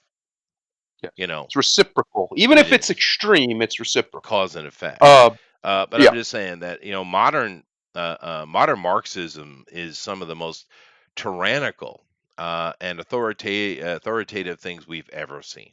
I mean, even Well, like Roman any Empire isn't close to that. no Roman citizens especially were actually very free. They had quite a lot of freedom. Um, any government structure, any economic structure can become authoritarian. There's Of none course, except for even anarchy. You could make an argument where no government exists at all. Well, that power vacuum is going to get filled by somebody. right? Uh, so any of them can happen. That there's a reason why the founders, Thomas Jefferson specifically, said the price of liberty is eternal vigilance, Hmm. because the only way to prevent that from happening is to stamp it out. As soon as it starts to happen, the people have to stamp it out. And if you don't, then somebody eventually is going to have to stamp it out, or you're just going to get crushed. Yeah. But regardless, any government system can turn authoritarian. Any government system can turn totalitarian. It might take a little bit extra steps, but they can all do it. Even you can. There's even an argument you could make that too much freedom. I don't necessarily agree with this, but I've heard arguments. Too much freedom leads to that same place too, Mhm. because people then just start doing whatever the hell they want, and then you get warlords and da da da da da. My point is to label fascism as the bad guys, as Hollywood has done since fascism, basically, in all things, and to use it as synonymous with authoritarian government is, well, retarded. It is, There's no and they other do word it for it. constantly. They All do the it time. constantly, and Yeah. this is just a perfect example of the modern leftist. And even though he's old, keep in mind he is the perfect example of the modern progressive. All of them are. Grant Morrison, Garth Ennis, Neil Gaiman, Jesus, right? Oh my Neil, god. keep the gay dick in your pants, please. If Neil Jesus, could Neil. not bend the knee any faster without hurting himself, he would actually need knee pads. The Jeez. amount of speed at which this man has bent the knee to whatever his side, quote unquote, has ordered of him ideologically is shocking. That he has no integrity. It's not even that he Well, has the wrong integrity. He has none. yeah, None. no, that's unfortunate with that. But then again, keep in mind, if you ever read the old Sandman stuff, and it's good, right? The writing is spectacular. That's the main thing, the writing, and it had Yep. an interesting art style. Yep. But it's homoerotic all the way through it, right? And Yep. I mean, that's his thing. He's clear, obviously a gay dude, doing his thing. But I enjoyed the ride. Yeah. No, Yeah. that was a little bit I funny. It was a I slight heard you. Grimlock. I I need a heard you. chuckle. Yeah. The Not that idea you of scared seeing the silverback riding is kind of worrisome to me. No, it's just this whole deal with him here, Mr. Moore, the wizard himself, the reincarnation of Merlin, I think he said he was. Did he? Oh Which god. is, Yeah, so which is progressive. insanity. Too much Actually LSD, insanity. Alan. Yes, lay it down, buddy. Step away from the crack pipe. Alan Moore, for all of the things that he created that were pretty good, like Oh yeah. Watchmen was pretty No, good. he made some good stuff. Oh yeah. I'll say it till the end of time, is completely outbalanced, and he knows this and has acknowledged it and apologized for it by the fact that what he caused was worse, and he effectively ended, by and large, not all the way, but he was a big proponent of it, big catalyst of ending the traditional superhero in America. Yeah. And the but reason why they won't go back to it is because largely of his work. yeah. They now- could tomorrow. They could flip a switch, be like, all right, we're going Golden Age. We're going to get that everything about it. They could do that. Even if it was just a couple books, a big run, like a whole series, they had their own little side thing. They could totally do that. There's nothing stopping them. But they they won't. won't, especially not now. Yeah. But the thing you have to keep in mind, even though his intentions are completely Marxist and progressive hippie, Yep. 100% modern woke, progressive wokester. The reason that happened had nothing to do with his progressivism. It had to do with capitalism. Because Yep. these companies always overreact. They always overreact. Oh my God, it's popular. Make 20,000 of them. We're gonna make money Yep. every damn time, and that's what happened. Like, ooh, Yep. people like this, so they just flooded this People anti-hero, V for Vendetta stuff, right?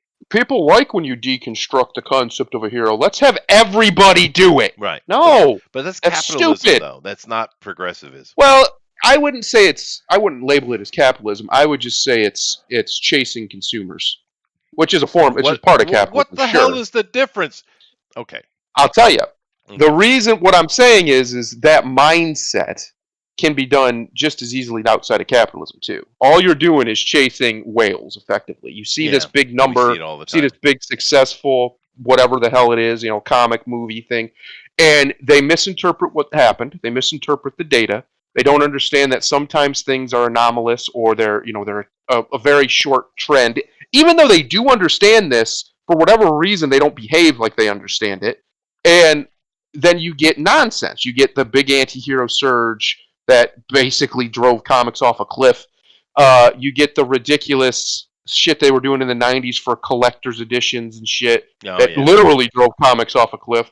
Yeah, speculative market, right? And we talked about that. Yeah, you get the fact that they could have easily, even 20 years ago, shifted to a direct home market, which would have probably been better for them, where they send it straight to your house. You just sign up for a subscription service. Mm-hmm. You get X amount for whatever you pay, and there you go.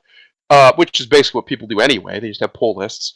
They could have done that and should have done that about 20 years ago, but because of their dogmatism and the fact that a lot of the people running it were comic nerds themselves, they didn't want to let go of this business model of the comic shop and all that. But these sorts of things, while a facet of capitalism, would happen in just about any market economy, any economy that has some forms of capitalism or some form of market pressure, that kind of stuff could happen. And really, it all boils down to just sheer incompetence at the upper levels of these companies. Like we were just talking about it, the fact that that's the first time. Now, maybe they've been doing it and I just didn't notice. But that's the first time I've seen them promote comic books based on the trailer that you just watched. Yeah, at the end of the trailer. I've never seen it. Yeah. The fact that it took this long for that to be a thing that's just stupid. There's no other way to put it. That's dumb. Whoever was not making that decision and whoever did make that decision, maybe it was the Axe, I don't know. That was the right decision 15 years ago. You should have done that during the Dark Knight trilogy. That should have been happening. That's true. But it wasn't. Well, it wasn't. And the interesting thing is, I recall back in the 70s when I was a kid, on the TV. Now you got to one thing that people I've stated this many times, but I don't know if I've really pushed it home.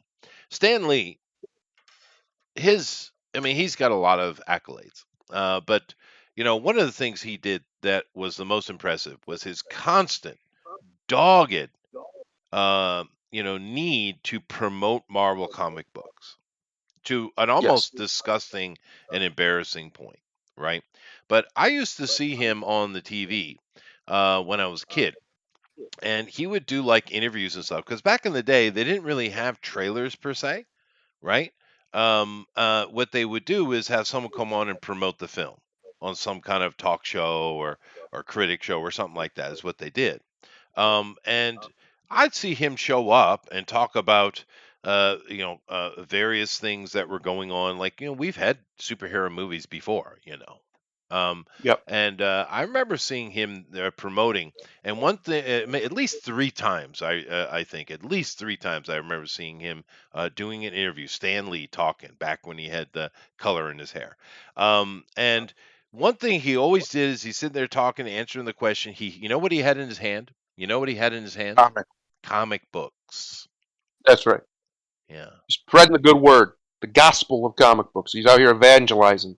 He was. And that's the problem. these companies stop being evangelistic. Because this is why I say it's not really capitalism that's the problem, because if they were capitalist, they'd be evangelists for this damn thing. They'd be out here all the time. They would literally be telling these people at these conventions to be pushing comic books. Even actors, they'd be telling, push the comic book, push the book, push the book. They'd have out there lined up in front of them when they're at these conventions talking, promoting it. There'd be books that you can buy.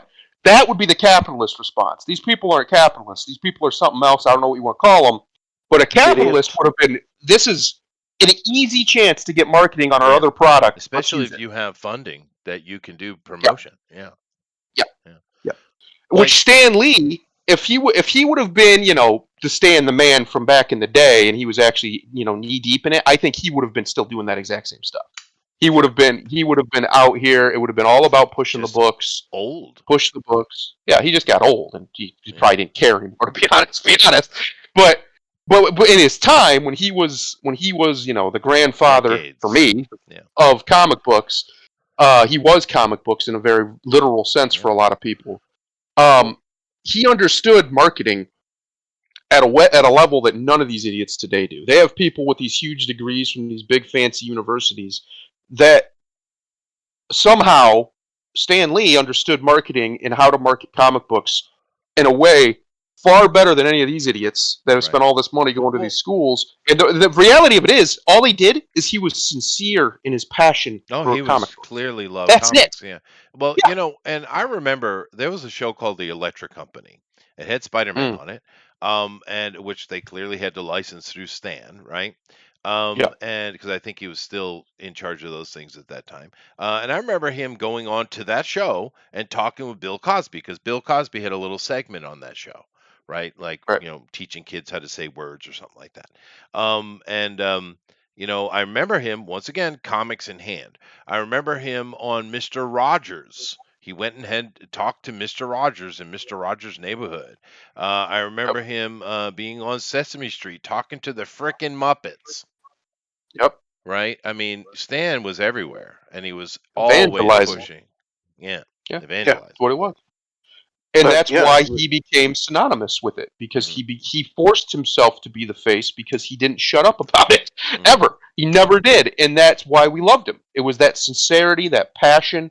We knew that he was sincere, that he meant what he said, and even if there might have been some shady business dealings, whatever, we could forgive him for it, because the thing that we loved, he clearly loved. He had charisma and stuff. These people just they're complete incompetent nincompoops is what they are.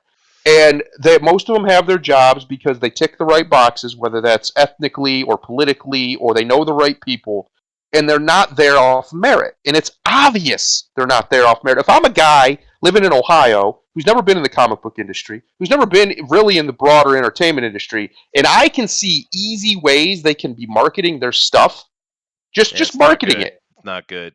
And they can't, that's a problem. Well, that's a problem. They should be 30 steps ahead of me. 30. I even think I remember seeing him on the Dave Cavett show. Wow. I bet it. I wouldn't doubt it. He was everywhere. One thing I think that a lot of these motherfuckers and marketing and stuff do, like you said, a lot of these people are coming straight out of college and they got a degree. And you know how anybody who's been in this kind of business, you see somebody, they come into it, they wanna make their mark. And a lot of times they want to make their mark by trying to do something that they think is innovative or new, that's going to change the game or turn something on its head. It's kind of like where, this trend where everybody just started paying attention to every fucking thing that comes out of Twitter, where Twitter's not even 10% of the population. It's the same thing. It's people thinking that they're doing something so cool and awesome. It's like, no, sometimes, the simple shit works. It's like, there's one thing about a particular fan base, no matter what it is, if they like something, that's what they want. They don't want some new interpretation of it. They just want it. It's like, like they say, the people who just want a pepperoni pizza, they don't want to come in and get, we're gonna do some artisan deconstructed version of a pizza. No, faggot, just make me my goddamn pepperoni pizza. It's a pepperoni That on a can go- pizza, please. That's Yeah. all I need. That's all I wanted. And Yep. it's the same thing. For years, we just wanted comics, superhero comics, whatever. And like you said, you've had 1 million people copy Moore's Watchmen. Oh yeah. The problem is that at least up until Doomsday Clock, that the Watchmen was a one-off.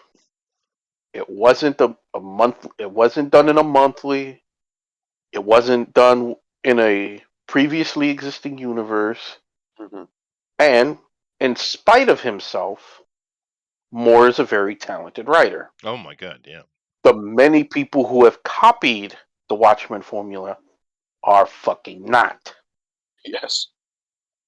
No, And- that's true. Yeah, that is true. I just went and checked the Wikipedias for Stan Lee's appearances. It's a very, very long list, and for some reason, people forgot that 60s and 70s existed. So the list is Yes, way because it didn't happen longer. on Twitter. Yes. Yes. Yeah. No. Our boy Stan the Man was everywhere. He was the voice of I mean, everybody knows his voice. It's iconic. Yep. And that's what they lost. Like, obviously, you can't replace Stan. Nobody could ever be in his shoes. The man basically created modern comics and was the greatest evangelist for modern comics at the same time. That's the twofer you're not going to get back. But they could easily get somebody who could be the marketer like he was, even if they're not the creative, right? They're not the one who actually made 1,000 different whatever the hell Stan made. Even if they're not that guy, they don't have to be that guy, especially in this day and age. You don't have to be that guy. You just have to be the one out here spreading the gospel of it. The problem Well- you're going to run into with that is there's no longer any meritocracy. Yes. I'm sorry. Go ahead, Yes. Well- Grimlock.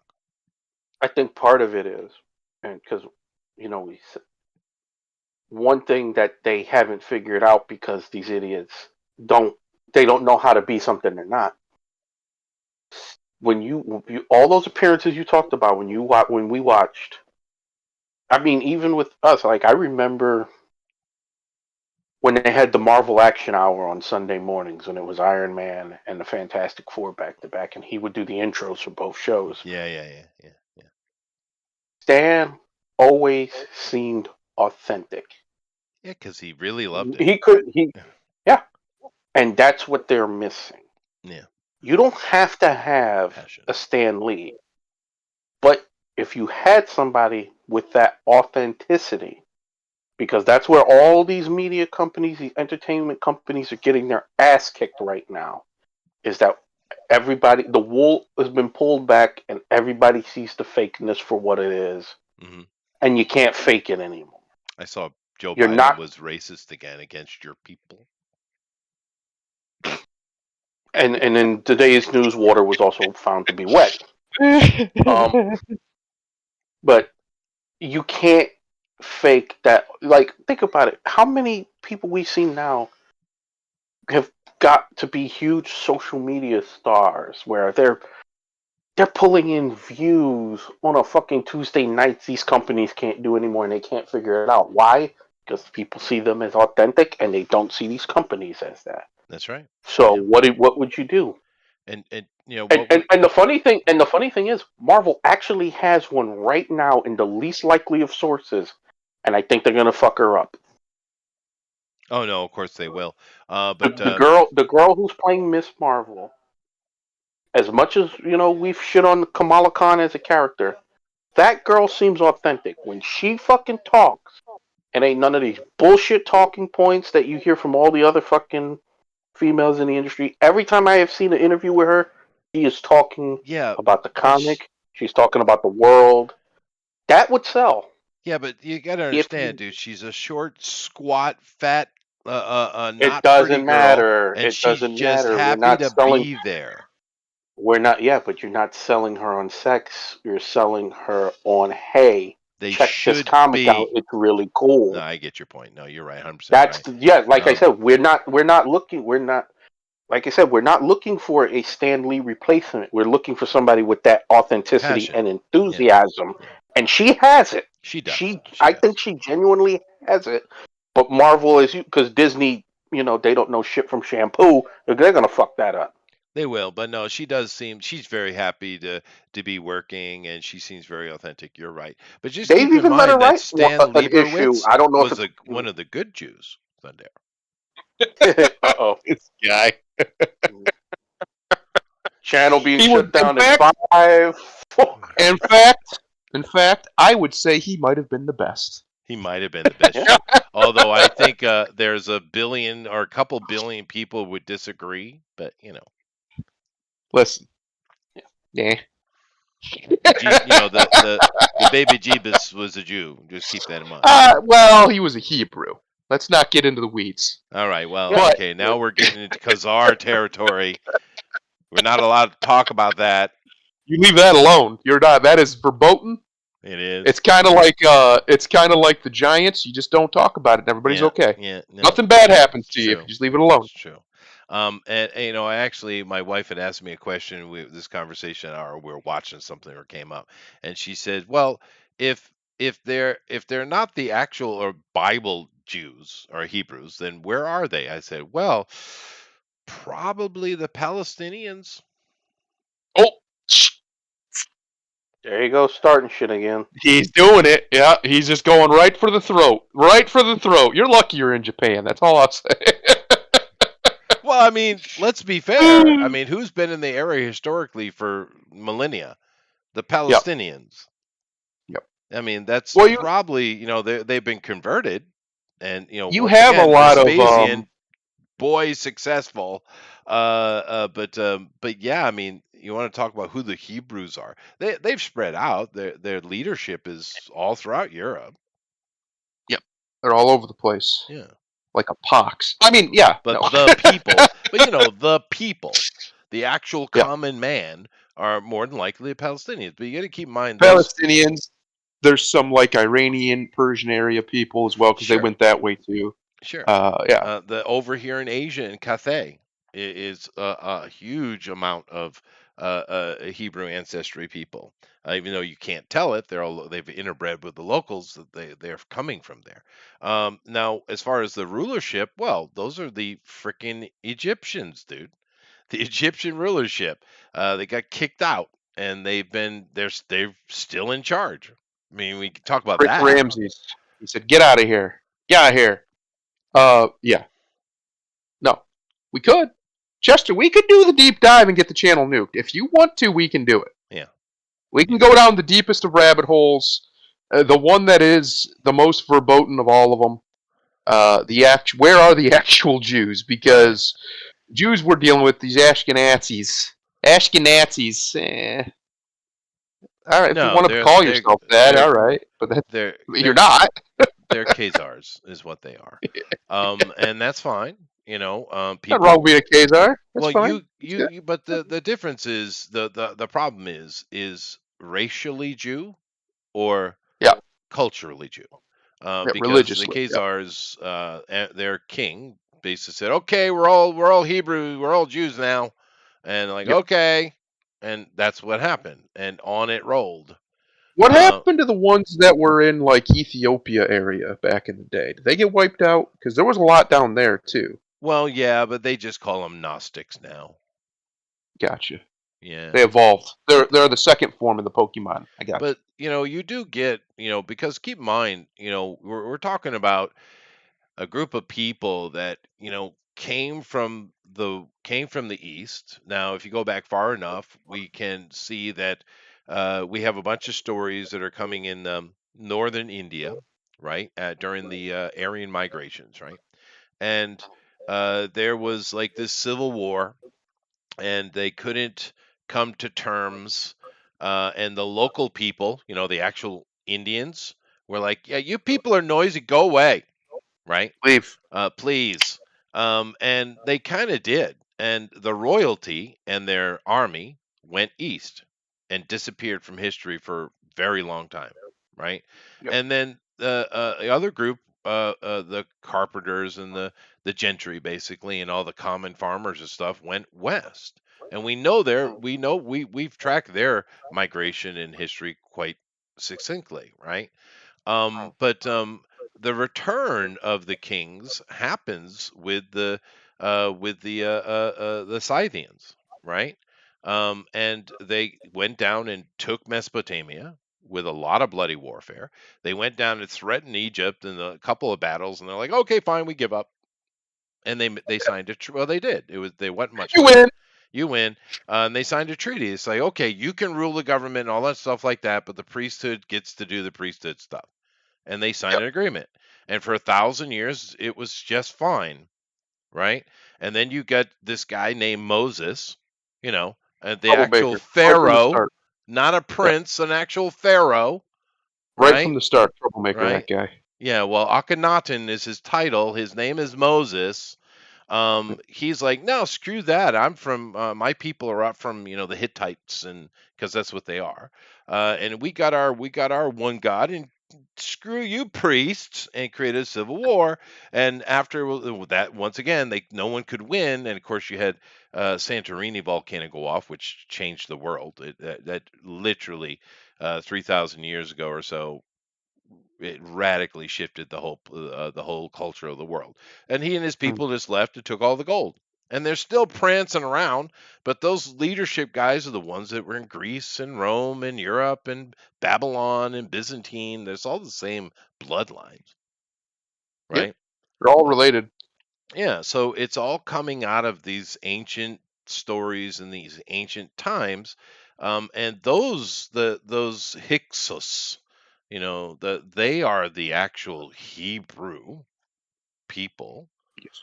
And where are they today? Well, I'd say the commoner is probably sitting right there where they've always been, in Israel.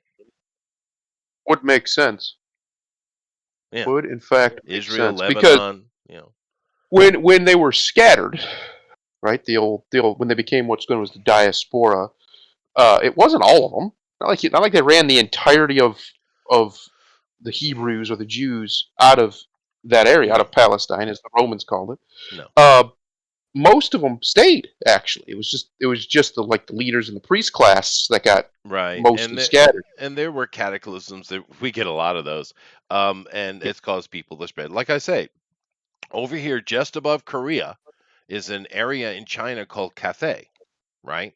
And they have cities up in there called Gog, Magog. Yeah. You know, I love these people, these conspiracy theories. Where will Gog and Magog come from? With these freaking Christian evangelists, dude. It's literally on the freaking map, dude. Yep. I mean, what's wrong with you? But they're Hebrews that migrated in. Of course, these days you go up there, you visually you can't tell because they've integrated. They look Chinese, but if you Right. look at their culture, they're very different because they're Hebrews, It's right? interesting. And there are other places. There are some many places in Russia. People seem to forget how many Hebrews are in Russia, right? And then I'm not talking about because Khazars. I mean, sure, the Russians have been dealing with them forever, right? But I'm talking Yep. about Hebrew, right? There's Oh, yeah. entire cities, you know, that are completely Jewish built and run, especially when you look like in the south middle of Russia. There's tons of them, right? Right. So they definitely migrated east. And of course, we know the royalty and stuff like that. Well, they never lost power. They're still in charge. Yeah, every single solitary royal family. And this is another thing that's interesting to me. People seem to think that with the French Revolution, because the American Revolution was a different thing, but the French Revolution killed their king. After that, there were no more kings. Dude, Europe, every country still has kings except Yep. for France. Yep. Every And one they of those keep countries have kings and nobles. and they keep having revolutions every 50 or 60 years, something like that is on average. Yeah, but you know The what I mean. French. They just don't talk about it. All those That's right. European countries still have kings and Shadow noblemen, governments. right? They're Yeah. still right there. It's not even secret. You just Yeah. don't know because they don't talk about Hush it. hush. But the thing with it is, all of those families, every single one of those families can be tracked right back to Babylon from Babylon into the Hittite or Hyksos territories, all the way back to Egypt and Greece and Rome. If you do your due diligence and study your history, you'll see that it's a direct line, and it's once One again bloodline. not secret. No, that's why they do all the incest and nonsense they do. Um, Yeah, well, yeah, the one bloodline stuff is yeah, it's kind of terrifying when you think about it. That these people have been able to keep themselves in positions of authority. so long, dude. Yeah, that's crazy Yeah. when you think about it. And keep in mind, But there's another thing that's interesting in this storyline, though, and there's a lot of history. I won't give any kind of asterisks, but I'll just explain. That gold that left Egypt is still here with us, right? hmm, And it still has enormous influence. It's insane how long talking about 3,000 years, right? yep. And who knows how accurate our actual timeline is, but a long time, right? And where did that gold go? Well, when it left Egypt, we can only assume it went into their holding areas up in that little city of Jerusalem, right? Mm, Which is ancient, truly ancient. But because of all the troubles and stuff, it ended up going to a little island in Greece, right? And because the Greeks became the inheritors, all their royalty are all the same people, right? mm, And but then they were really getting worried about the Persian Empire because the Persians were becoming noisy, and everyone knows the story of the Spartans and Thermopylae and all that kind of stuff, right? We all know those stories. But what you don't know is the story of the gold because they were really concerned about it. So Athens was kind of the default leader of this league. Because keep in mind, Greece was not called Greece; it was called the Hellenic League. They weren't a nation at all, right? But they mm. decided they needed to build a safer and better vault. So that little thing that people go to in Athens all the time that everyone seems to think is a temple, it's called the Parthenon. You know that building? Yep. It's a bank. It's not a temple. It's a bank. That's right. I don't know why They did people that. think it's a temple. I don't know who told them this. They did But that with a lot of temples. They made them banks. Put all History the gold in. teachers, bad history teachers. I guess, but it was never a temple. It was always built as a vault. But here's the thing that people don't know. What happened to the gold? Because sure, the Spartans had their day and then they got uppity and they ended up taking over all of Greece or the Hellenic League, which of course was bad because the Athenians are better because they're managers, where the Spartans are freaking diehard soldiers and they don't Yep. make good leaders, and therefore you had an upstart to the north called Macedonia came in and said, "We'll be taking that." Having some of that. Right, and then of course they screwed up because Alexander was way too successful, and someone got self greedy and said, "We gotta kill this son of a bitch." And then look at the chaos it left. Look at the chaos. No. Wait, he Well, just died randomly in his sleep out of yeah, nowhere. What do you mean? but What do that you mean? chaos is what let the Romans. Because keep in mind, the Romans are founded 500 something BCE, right? But that Yep. chaos is what let the Romans become Rome, right? Yeah. So and then you had moving of same elites because a long time ago in the Hellenic League there was civil war and the Grecians went west and that's what became the Romans, right? But now keep in mind, because of all this chaos, now the Macedonians might well control it, but they got the gold. So what do we do? This gold is huge amount of gold. They literally they carved out a mountain, put a freaking vault on top of it. That's how much gold they put in there. It was on an island previously. Is how much gold, right? So then they had to move. And they have to figure where to move. And there's a lot of little stories about little peoples, and I could give an entire show on it. But basically, they up in some mountains there to the north west, they found a cave, Mm. and they built themselves a little confederacy, a league. Once again, a league. And today we call this the Swiss Confederacy. Keep in mind, it's not actually Switzerland. That's not the name of the country. It's not actually called a country. It's a confederacy.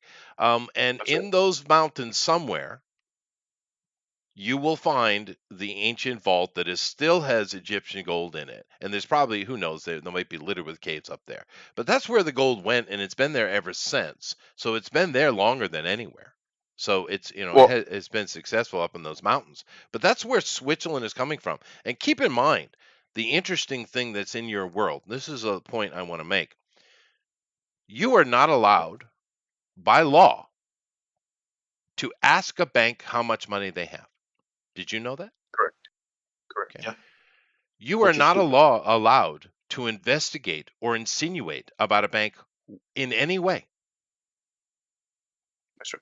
The amount of laws protecting banks in the It's most insane. ridiculous way, it would be shocking to you if you went and looked at it. And I don't mean just this country or this country, that country. I mean internationally. You're not Yes. allowed to even know what kind of money they have. And if you look at the history of that region, which we now call Switzerland, if you look at its region, you even have Romans going up there. And what do the Yeah. Romans do? Do they go and say, "Oh, hey guys, we want to talk"? No, the Romans say, "You shall, kneel before us and become part of the Roman Empire, and you get to be a citizen, or we will crush you." That's Rome. But what That's did they like do there? They sounding very Russian, but yes. thank you. But what did they do? They made treaties with these people. Yes. And the entire history, the only people that went in to try to knock on their door were the Austrians. And a couple of times the Swiss were pushing back, but the one time where they were having success, all the other Europeans magically gave a shit all of a sudden and came in and kicked the shit out of Austria and pushed them back. If you look at Yep. the history, that's what happened. Switzerland is the inheritor. And it's not even a real country. It's just a big bank. Is what Yeah. you're telling me. So I just gave you a And very, I'm very brief history of Egyptian gold. the big bank that See, is Alan the Moore, this is all your fucking fault, is what Yeah. needs to be said. Yeah. This is all Me? your fucking fault. It's my yeah, fault? Alan Moore. Alan Moore's. Alan Moore's All fault. Alan Moore's fault. Oh, what does Yep. this have to do with Alan Moore? Communism? Karl Marx was in fact a Jew. He is Jew. Yeah. Who looks a lot like So Alan was Moore. Stalin. So was Lenin. He does They're look all a lot Jews. like Alan Moore. That's interesting. Maybe he is a somebody wizard. needs to- maybe he is in fact a wizard. That could be. It might be. This whole time, Karl Yeah. Marx didn't die. He just wizarded his way to a new life. That's what he did. That's what happened. Yeah. Yeah. He does look a little bit like him, but it has everything to do with the current state of affairs, Eric. It has to do with this woke progressivism that's been pushed on us to try to destabilize culture. He's a victim of his own stupidity. There you go. Mm-hmm. Damn, Eric. I like it. He fell into his own trap. Yeah, And now he Eric can't get out. did. Okay. Anyway, let's see what I got here. So this is all dumb, and bringing us to another interesting comic book story. Fables creator Bill Willingham declares asymmetric warfare on DC Comics, releases the entire series. I'm going to add to this because JDA didn't finish it. The entire series to public domain. Good move. A I like that. ballsy move by Mr. Willingham. Now, As we all know, I am very anti-copyright. I think the entire system is BS. So I like is. this move. It's Now- a good move. okay, so all right, it's a good move. Grimlock, what do you think about old Bill's move here? Now, by the way, just as a simple caveat, Fables is freaking awesome comic book series. Go read it. Not only is the writing fantastic, it's very clever and interesting concept.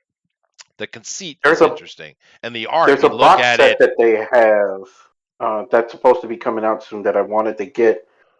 So when I heard this, I'm like, that is a very, very ballsy move. Ballsy move. Because Okay. you don't see too many creators take that kind of chance. They're too. Most of them are too scared to do something like this.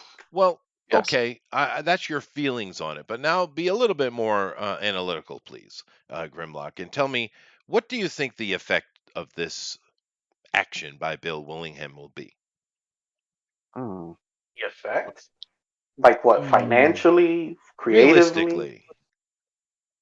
Because I mean, from a creative standpoint, you just kind of like took the one thing DC's vertical line still had that was worth anything because they fucked up everything else. So I could imagine that fucking hurts Yeah, but because let's be very analytical about this. Take your emotion out of it. I mean, my emotion is out of it because like I've never actually read Fables. Like it's on my to do list. Like the most I've ever dude, read had was it. like It's I great. played the Wolf Among Us is the most I've ever been into the Telltale Fables Games, yeah. world, and I did like that though. Yeah. I did. No, Fables is wonderful. You should read it. But It's very good. The art's fantastic. But here's the thing. The reason that Bill did this was because, and these are his words, he can't afford to sue Warner Brothers for the money they owe him.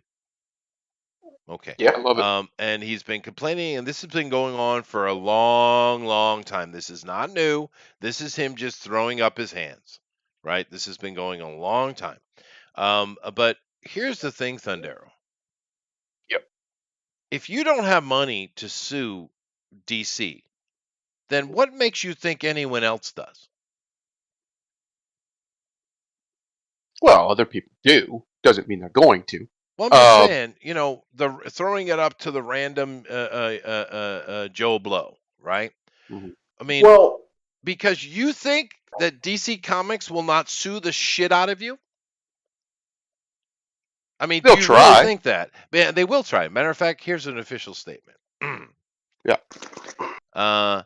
Let's see here. The Fables comic book and graphic novel published by DC, and the storylines, characters, and elements therein are owned by DC and protected under the copyright laws of the United States and throughout the world in accordance with applicable law and are not in the public domain.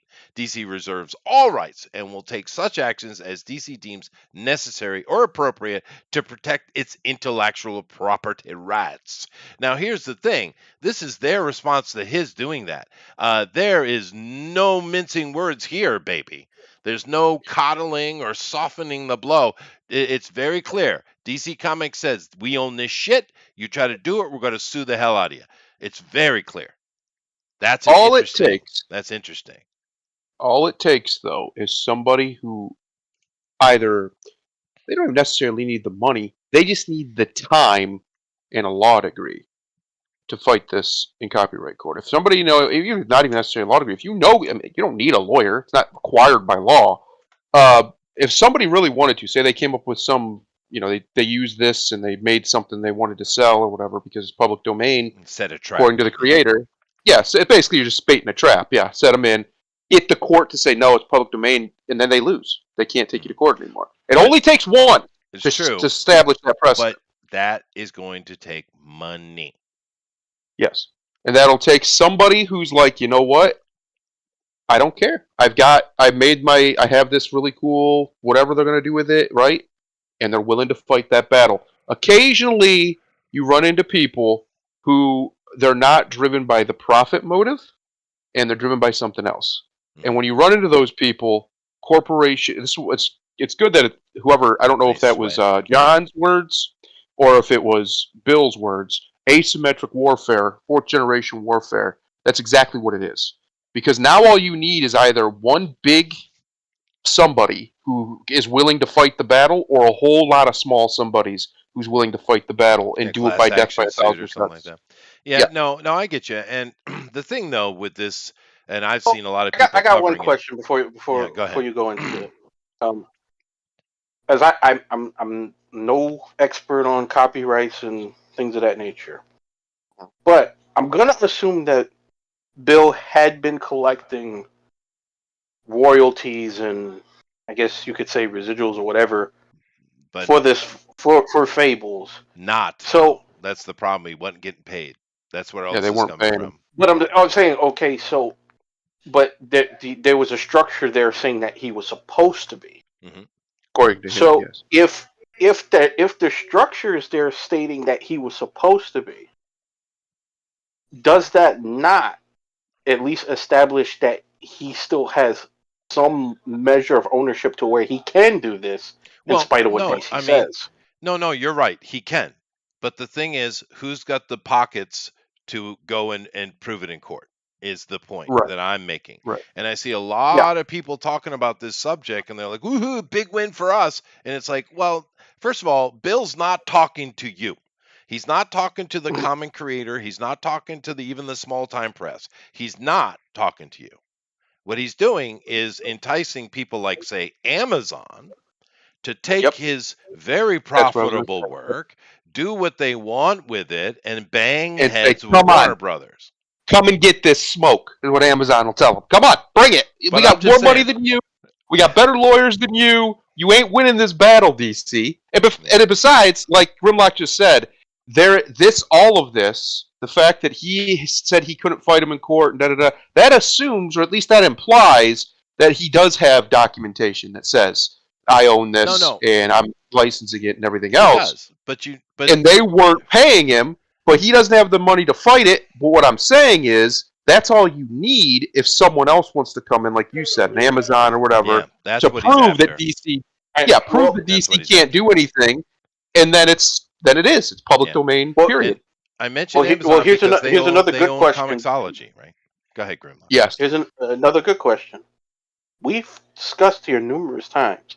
Warner Brothers is $51 billion in debt. that's are. true. Where are They they afford going to it. get the fucking money to do a long ass court battle? But I mean, Especially with a big company. Because Right, not a serious not one, to yeah. be facetious or anything. I mean, like you just lost. I don't know how much Blue Beetle lost, but you lost a lot again. Yep. You're probably going to lose on Aquaman again. I don't see a single thing they had this year that they put out that is actually going to help them fiscally and use $51 billion in the hole then. That's before Blue Beetle and Aquaman and whatever the fuck else you got coming out. So I understand, like, you know, we're used to seeing this position of these big companies, and yeah, they can afford the big name lawyers and they can afford to Totally. wait you out. But Right. Warner Yep. Brothers being in the condition that they are, they might be Right. that exception to the rule where can they afford to do that? No, they can, this stage? but they can't afford Amazon. The little guy, they can. Let me give Right. you an example regarding Bill Willingham, actually. Yeah. 8-9 years ago, Warner Brothers, because this is all under the Vertigo tag, right? With Warner Brothers, DC. But these companies, Marvel does it as well. They will hire out other companies, smaller studios, to do spin-offs and stuff. And Boom, Yes. Boom's Comics, which I like Boom, they had one of those things, and they were doing a spin-off of Fable. And Bill was saying, "Where's my money?" Yep. And there was a Hey. big kind of that. You remember it was that feminist chick, and she was making all kind of sexist remarks. It's just the progressivism. But that wasn't the point. But there was a big battle, and he couldn't even win that. But the thing Yeah, is, but with also- Boom, if they decided to, we did some of that before, well, let's do some more. He just put it out there. They can't handle the weight of Warner Brothers. They can't. I don't care how much in debt they are, because what lawyers do, they don't fight you in court. They delay you. They cost you fees. Yeah. They cost you time. That's what they do. And now Amazon can say, "I will play that game." And like I said, Amazon is in the comic book game, whether you know it or not.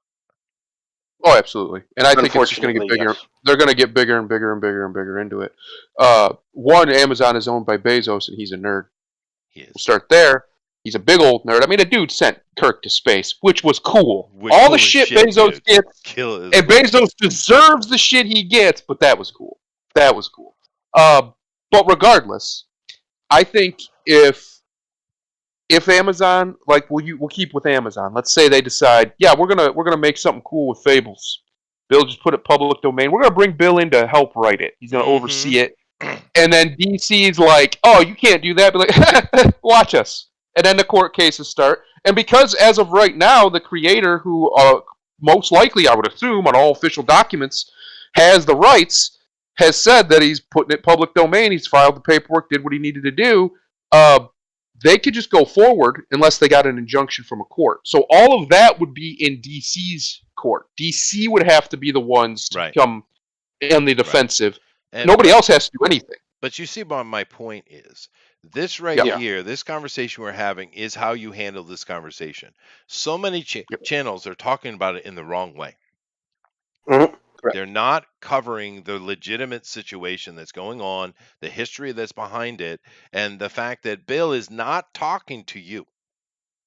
No. He is Yeah. talking to big boys. He's And hunting whales. he is What hunting he's doing. whales. Well, I got another question. I just had a Columbo moment. One more Oh, thing, sir. Yeah, one more Uh-oh. thing. Yes. Columbo's So awesome, by the way.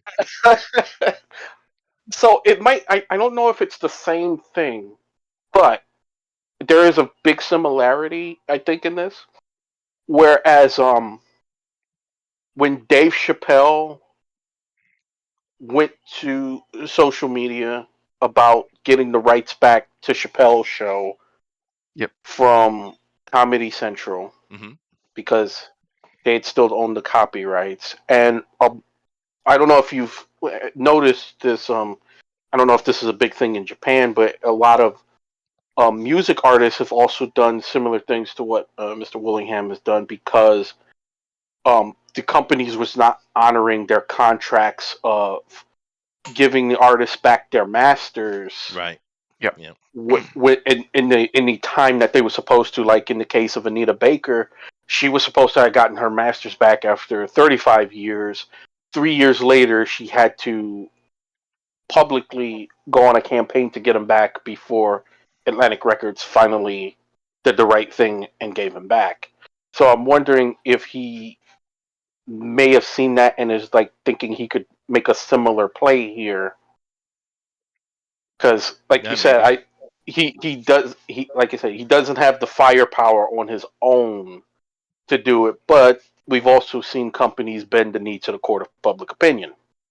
We have You, seen that recently. We've seen some examples, and you're probably right, Eric, in regards to that. But I'm just saying that, you know, I've seen so many channels talking about this. It's one of these things that caught fire, and people are talking about it like, men think about Rome, how big that blew up. That was so interesting, dude. But they're just not handling the subject properly. They're not seeing, but it's that knee jerk reaction we see these days. No one does any research. No one has any knowledge. I mean, Yep. because we've talked about Bill before here, right? yes. And I think one of the early shows I did was actually talking about Fables and it was the tail end of the nonsense with Boom Studio, right? It was way back, like 5-6 years ago. But there is history going on here. This guy has been jerked around for a very long time. I don't even know how much money he's owed. A lot of them. I mean, you had the dispute with Gary Frederick about Ghost Rider with Marvel. You had Yeah, the Bill Mantlo thing with Rocket Raccoon, and right. I think they still did him dirty. Um, Well, these companies do a lot of people we've seen, dirty. yeah. I mean, Yeah. you have countless stories of these guys. I How mean, cool. that story about Bill Finger fucking All right. dying in a one-room apartment with all the stuff he contributed to the Batman universe. I mean, that shit was outright It's heartbreaking. wrong. So Yeah. this is not new. And 40 years after the man died, they still didn't want to fucking give the man his just due. Yeah, no, the finger one is really, really interesting with Keen. But we see this all the time. People getting taken advantage of. The thing with creatives, the right-brained folk, they're not necessarily the best businessmen. One Mm. of the better examples in comic books, I would say, that a person who is quite balanced in their artistic ability as well as their business acumen would be Mr. McFarlane. Yeah. He knows how to make money. Yeah, he does. Yes. Quite He adept does. at it, it would seem. Yeah. I think it would probably be to the betterment of the comic industry if Amazon did get in both feet and came out with like a Prime comic label or something. I wish they would. Uh, Yeah, I wish they would. I really don't see any downside to me as a consumer. I don't see a downside to more comic book companies, especially ones with actual, money behind them. I just don't see a downside there. They're going to have to they'll make them compete with each other. Right. And I think that would be for. I mean, they already have ins with Kirkman. They could bring him in. They could bring in Bill. They could bring in all kinds of people who are disaffected from They could. mainstream, the quote unquote mainstream And companies. you'd have to cross your fingers and hope. But the thing we do know about Amazon is it depends on the team, right? Some Yes. teams are super woke and progressive, some teams are not. And Amazon is Yes. happy for all to play. And so am I. I don't mind. You make all the woke shit you want. Just don't Yeah, tell me that I can't have what I want as well. And Amazon that's seems right. to be in that happy middle, right? Because we know Reacher. There are many examples, right, of Yeah. things coming out of Amazon that are not the One Rings, King of Rings, Lord of the Rings, whatever the fuck Yeah. that was, Ling-a-ling. right? It's not there. That was the scalp. That's what that was. Well, That's you know all what I that mean. was. It Yeah, depends on the team at Amazon. It's not like Disney where everything's progressive, right? right. That's not Amazon. So you probably get some woke shit come out of that, but you'd also probably get some non-woke shit. Yep. And I honestly think the only way that the American style comic book does survive, unfortunately, is in the hands of a company like Amazon. One of these big companies like that has this built-in distribution system that no one else has with Amazon Prime and Amazon the Marketplace and Kindle. I mean, and they have Comixology. Like they have everything they need to come in and doing just like they've been doing with home delivery, delivering their stuff, just take over because they have what they need as a company is so sound foundation. Granted, it's built on slave labor, but we'll ignore that. They have this foundation that's so sound that they can move around wherever Bezos' little heart desires. Like just a few years ago, not even, what about a decade ago, they didn't have the ability to make their own TV shows and movies and whatnot. Now they're making bunches of them every year. I don't even know, probably almost 100, I would say. It's impressive how fast Bezos can move that company, or whoever runs it, I don't know, can Dude, move that company, get what he $1 wants. trillion company, dude. Yeah. So my point is there's very little downside because let's be honest, there's nothing they could do at this point that would be worse than what Marvel and DC have done over the last decade. There's nothing. No. They've done everything you could do aside from just literally. I mean, they might as well have just walked out, took an original Spider-Man comic and pissed all over it because that's basically what they've been doing in every other respect anyway, metaphorically. So I really don't see any downside to it. Like I said, there is. And Eric July's been scooping these people up because he's smart. There's people out here who are disaffected from the mainstream industry for various reasons who would gladly take an Amazon check to make a cool comic book. Well, I would. Shit. Come on, Amazon. Send me some money. I'll make you a comic book. Well, keep in mind that Warner Brothers and Disney are bashfully eyelashing, please buy me, right? Uh-huh. So, Amazon might well bite on that, on one of those. I don't know what Warner Brothers wants to do if they want to sell whole or break it up, but Disney probably will try to break it up, as they're selling I think stuff they're off. both going to have to piecemeal out. Probably is what they want to do. But I think by this is all said and done, I don't think it would be beyond belief to see Amazon pick up one of the comic book companies. Yeah. So maybe, right? Now and it, honestly, like I said, though, it couldn't. Which one is better? Couldn't to get buy? worse. Marvel. Yeah, that's easy. Right now, Marvel's the better buy. If you get the Marvel brand right now, yeah, easy. Especially if Amazon, isn't stupid and actually pushes the comic books, unlike Marvel, who refuses to.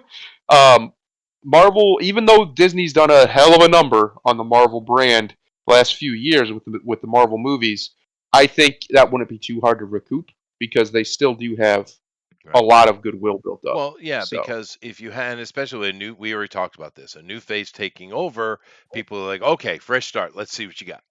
But the problem is you have to hit it correct from the beginning. Luckily, they still have two very large, prestigious franchises that Marvel hasn't touched yet with X-Men and Fantastic Four. It's true. There's a lot you could do there. Movie-wise. Yes, there's a lot you could do there if somebody with some competency and some money got their hands on it. Like, imagine imagine a Claremont run, actual Claremont run in movie form. That Yeah. could be sick. Yeah, it would be great. That could be And the simple fact of the matter is the X-Men themselves are a universe unto themselves. yes. You could have just mutant movies and all kind Yep. of angles on it. And I'm kind of wondering why Marvel hasn't taken a bite out of that. I mean, they bought Fox for a reason, Yep. They're right? still dragging their ass. Because Disney really fucking thought that you could take all of the properties, because like you said, we know Marvel has a big universe, but for a lot of the comics, they tend to function in their own little world in and of themselves. Even the street level heroes, like Yep. like a lot of times, like you didn't see like Ghost Rider and Daredevil interacting as a regular thing. No. In spite of the fact they're in the same area. It's they was a part of a big universe but managed to be self-contained at the same time. And Disney really thought that because they had so many of these because they didn't look at it like we look at it, they just looked at it as properties and content, that they could mesh all of this together, and it's content and everybody will want to watch it because it's Marvel, not understanding that not everybody was interested in seeing Shang-Chi. No, most people weren't. And especially from the insufferable people you hired to be in it. Yes. Although But if Papa, you would have had him in the Netflix series where you had the street level characters established, that would have been awesome. it could have been if they picked someone different. I mean, go get one of the Hong Kong acrobats, right? Yeah. Or Indonesian ones or whatever. Yeah. But I mean, it's but speculation is speculation. But we do know that Warner Brothers, well, we speculate, and we're not alone, that Warner Brothers is basically trying to sell Warner Brothers. And that's why Zaslav was brought in. And there's been ton of noise, which again we have covered, coming from inside Disney, not outside speculators, inside Disney, that's exactly what Bob Iger's trying to do. He wants to sell off the company. So, right. and we've heard these it up. noises before. Keep in mind, back before he bought Marvel from Paramount, because it wasn't at Paramount it was making the movies. No, I believe they had it piecemealed out with a bunch of companies. It was Fox. It was Yeah, no, I'm talking about Iron Man and stuff like that. Iron Man was Fox, I believe. Paramount. But Fox, whatever, it was whoever, Fox it doesn't for matter. it was Whoever Fox for Iron Man, Universal for Hulk. But then he went and they decided to pull everything into Marvel Studios, right? Yeah. And make it a Marvel Studios thing when he made that buy. But keep in mind, at that time and later, there have been rumors about companies buying Disney for a long time. But they had that long run, that 10-year run of success with those movies, that a lot of people forget that Disney's been in trouble for a long, long time. And it brings me back to what Razorfist said. And I'm kind of, once again, wondering if he's correct, because all of us, me included, have been saying go woke, get broke for a long time. But he's saying get broke, go woke. And I think he's got a point. Yeah, look at Bethesda. Oh my God, Bethesda, dude! Perfect example. Once again, I don't understand all the argument about the pronouns and shit. I mean, who gives a shit? It's the best review I've seen on that game is, well, it doesn't suck. No, that's there's a lot of argument, and I've made this argument that it's not that these companies are becoming ideological to make money. It's because it's the ideological part is a deflection from the fact that they're not making money. It's a screen. They're using this as nothing more than a shield to try and protect themselves from backlash and whatever. It's a great way to prop themselves up as virtuous and doing good things when they're not, doing what they should be as far as making money. And I think a lot of these times when you see them really dive deep into this stuff, that people have looked at it, and it's kind of like the same arguments that liberals make that poverty causes crime, except it doesn't. In pretty much all of the world, that's not the case. Crime causes poverty. When bad actors move in, it drives down the value of everything else around them. We're seeing it in real time in American cities right now as stores and businesses and everything are leaving these neighborhoods because they're tired of being robbed. That's it. They're just tired of it. That's true. And that is basically what Get Woke, Go Broke is. You're actually backwards. Razor Fist is correct. It's actually they're going woke because they're already broke. Yeah. They know it. Yeah. And keep in mind, once again, the biggest controversy with Starfield is not this. It's the fact that they made it's not optimized because they don't seem to know how to optimize. It's weird. They make video games. But beyond that, what they made a secret behind the scenes deal with AMD, Asus, right? And of course, Asus uses the FSR system, and of course, NVIDIA uses the DSSL, or is that correct? I wish Ben were here. DLSS. DLSS, thank you. And the simple fact of the matter is, NVIDIA just looks better. It is. You might get your better FPSs, all you people who are obsessed with the FPSs, but NVIDIA looks better. It's just better. And of course, it took what? A week? Literally a week for a modder to say, this is stupid. And went and created the DLSS mod that you could play it. And of course, many video game guys are showing it off.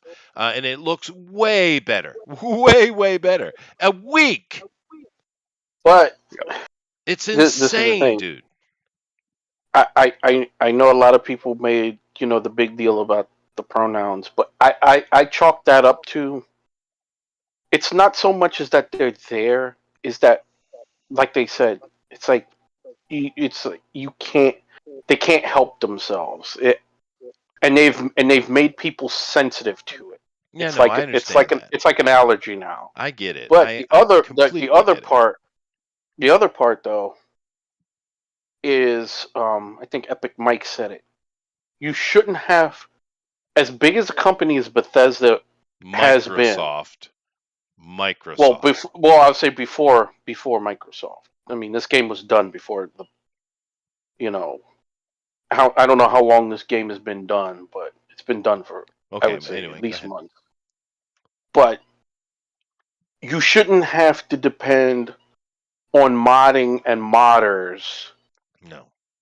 To fix, especially with the cost of games being what they are, you shouldn't have to depend on a modding community to make your game playable, especially when you have somebody like Todd Howard come out and say condescending shit like, "Oh, it just works." Or maybe you need to upgrade your system, broke bro. Well, what a fucking comment, dude. God, this is your PR guy. It was. Yeah, because I put it like this. This is what Bethesda has become to me, and I think everybody can relate to this. Since Todd Howard said, it just works. There's a difference between something that just works and working well. Oh yeah. Everybody here has had, or either knows somebody or had one themselves, a piece of shit car. Oh yeah. It just worked. It just worked, but you had to use a flathead screwdriver to get the ignition because the key didn't work no more. The key was broken. You had to use a pair of vice grip pliers to open the door because the handles didn't work. Right. Yeah. Or if you parked the car, you had to take the battery cables off the battery because it would drain. It would still drain the battery even when it was off. Yeah, the thing just fucking worked. Take off and rebuild the starter like every 2 weeks. Yeah. Yeah, it just worked, but you had to do a lot to get it to where it should be. Whereas when you get that new first car and it's like, oh shit, I turned the key and everything just. I know. Oh my I don't god! Play that game anymore. I just have new cars. I drove 2 blocks and my car didn't cut off. Wonderful. Oh my god, I'm in tears. It is. Roger, Apple is definitely involved in the conversation, dude, without question. We know they're hovering because they want to get into this too. I was just making an observation that Amazon is definitely in the game. They're just not in the game. And The it would hell, be, there's only so much those two can purchase because they have so much of the market as it is. yeah, but Apple is definitely in this conversation though, without question, because Oh we yeah, know especially, but Apple is more interested in the media, like TV and movie stuff, whereas Amazon would be, we're speculating about comic books, right? I'm just answering the chat. Go ahead, Grandma. yeah. Like you were saying, they're in it, but how much they can actually be in it with things being the way it is, because they own so much. Between Amazon and Apple, they own so much of the market as it You is, talk about and monopolies, lawsuits and stuff. and I wouldn't be surprised if the Saudis don't get in on this Yeah, because no, and he's certainly trying to, the prince there, or which is weird. We don't hear from the king; it's always the prince. But he's really trying to divest from oil into other areas, isn't he? which is Um, smart. it is smart. I wouldn't be surprised. I know this is going to really hit Thundero straight in the dick, but Uh-oh. I wouldn't be surprised if the prince bought WWE from McMahon. Well, the Endeavor deal stops that. So Yeah, there were rumblings of that, but instead they merged with UFC's parent company. Yeah, but Saudi And can buy all of that shit if they want. well, they could, yeah. And Yeah, Vince McMahon right. is such a crazy maniacal genius that he sold his company for billions of dollars, merged it with a bigger company, and somehow Chester is in Yeah. charge of both companies. What? Yeah, I know. How does one pull that off? Now That's amazing. Vince is the Ubermensch. He is. You don't have to absolutely- like him, but No. that's amazing. Yeah. That is So- amazing. And almost 80 years old. Absolutely Chester, we phenomenal. was talking about this last night because we was talking about this McMahon pulling this off, and they're like, everybody freaked out about fucking President Trump. What they should have freaked out is if we had a President McMahon. It wouldn't be pretty. It'd be great to watch, but it wouldn't be pretty. Strutting out there the fucking State of the Union with that goddamn walk. Well, that's right. But I tell you what, though, if McMahon was president, we'd own Greenland by now. We would. Yeah, we should, in fact, own Greenland. Nobody else deserves it but us. Give it to us. Let's have it. Come on. Listen, we're being nice and offering to buy it for once. We could just take it. There's no one who could stop us. Yeah. Like, let's be honest. I still think we should just conquer Canada. I mean, it wouldn't even be much of a conquest. We'd walk in the and way they'd be this like, is "Yeah, going, the way things We are might going have up there, to. they might ask us to. Yeah. Jeez. Well, the getting out Albertans of hand, certainly this want us to come play ball. Yeah, getting- just go up in there. I Get rid of all recognize those, Alberta as the 51st state. Thank you. Yeah. Bring them in. Take their oil. Mhm. Come on in. Sure. Come on in. I love how Canada is making so many oil-based things illegal, like WD-40. We don't want oil stuff here. Anything that's got oil is bad for the environment. We're against it. And just the first thing that popped into my head was, well, then why don't you just cancel Canada? Because the entire country is sitting on frickin' oil sands, one of the biggest oil sand deposits in the world, the entirety That's of the frickin' country. So cancel your own damn country, because literally your country is made of oil. It's just oil all the way down. You know what I mean? All the way down. These idiots. They're just dumb. They're dumb zealots who are puppets and do what they're told. Well, we keep Because Alberta. Yeah. we'll keep Alberta. We'll keep, Nova maybe a Scotia, couple other Newfoundland. ones. Yeah. And come on in. Kick the French The out. rest can Send back always. France. every time.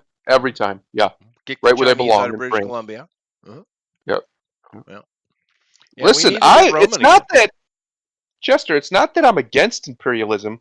We just haven't been doing it. No, we're not doing. I don't it know what Mhm. we keep calling it imperialism. There's nothing imperialistic about it. I don't see Iraq part of the United States at all. Where'd that happen? Or No, it's just Afghanistan? Where we thuggery. got kicked It's out of there. thuggery, is what it is. It's just thuggery.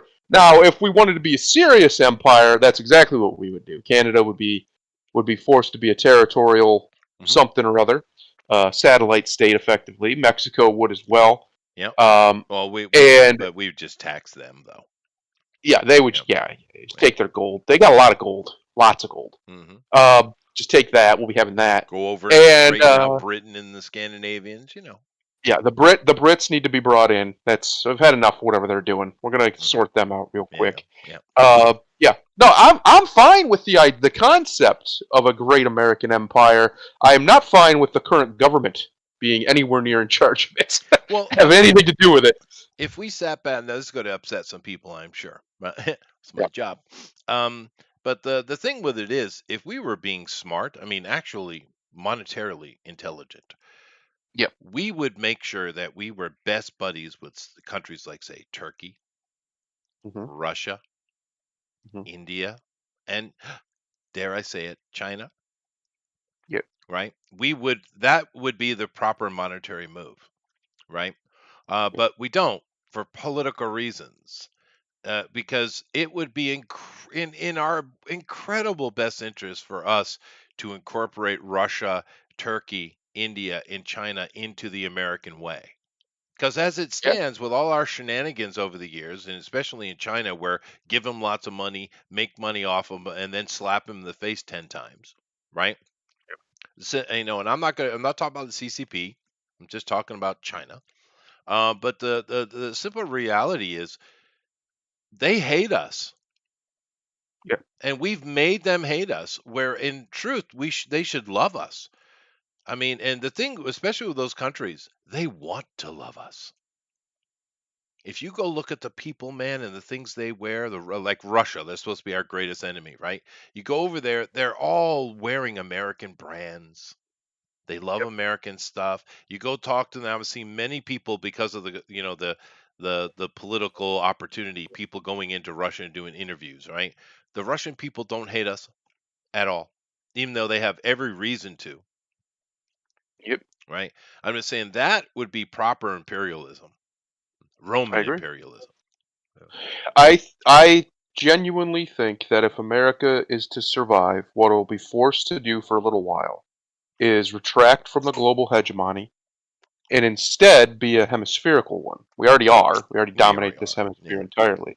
So we would just retract our broader ambitions for a little bit, not forever. And the purpose of this would be to, strengthen ourselves effectively, right? Get our stuff sorted over here. There's very little reason why we couldn't prop up like we did China, Brazil. Very little reason why we couldn't do it. There's not as many people in Brazil, obviously, as there's in China. That's the only main one, but by and large, you could easily have Brazil and South America take over Yeah, and for they our have more miscellaneous. trannies too.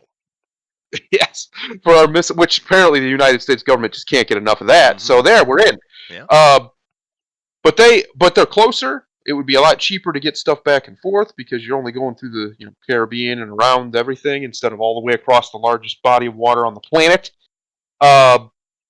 There's a lot of upside for us for stability reasons to do that, to pull back, shore up our hemisphere, shore up where our power base is, and then once that happens, the option would be basically to slowly rebuild the British Empire under the American flag, and then move into making Asian allies as strong as possible.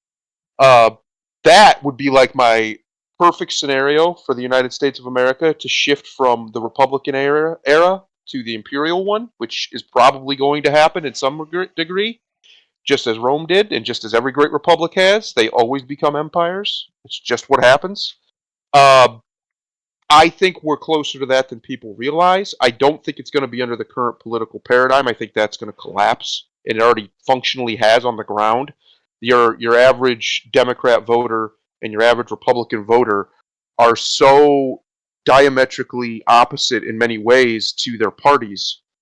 Maybe not the average, but a big preponderance of them are, that it's getting to the point where it's becoming silly now. Like, it's just silliness. Like, most Republican voters want nothing to do with war. They want nothing to do with a bunch of immigrants. In fact, I would say that it's growing more and more, especially on the Republican side, to just shut immigration down entirely for a while. Republicans have always been that way. It's the Democrats that are warmongers. Well, there was a minute there after 9/11 and stuff where the Republicans were, let's go kick their ass. But it's returning back to form, where the Republicans. I've been saying this for years. Yeah, People but- scoff. The Republicans are returning. In fact, the actual Republicans, true republicanism, is coming back in a That's way good. we haven't. Because But they originally were a populist workers' party. That's what Sure. they were. well, they were created to oppose the Democrats in the Civil War. Yep. But Slavery. is where they're coming from. But you got to keep in mind, 9/11 was revenge. The standard war making in America has nothing to do with emotion. It's just profit, and therefore Correct. Democrats, right? Correct. It's all about Well, profit. it's also I mean for like your average Joe, because let's be honest, we didn't get shit out of those wars. All we got was to send my generation off to fight and murder and die a whole bunch of people who Yeah. mostly did nothing to us and probably didn't even know where we are on a map. Yeah, To be honest with you. military industrial complex, dude. Yep. But speaking of trannies, Uh-oh. did you guys What a see segue. did you see the most recent Dylan Mulvaney meltdown? No, because I honestly don't care if he lives or dies.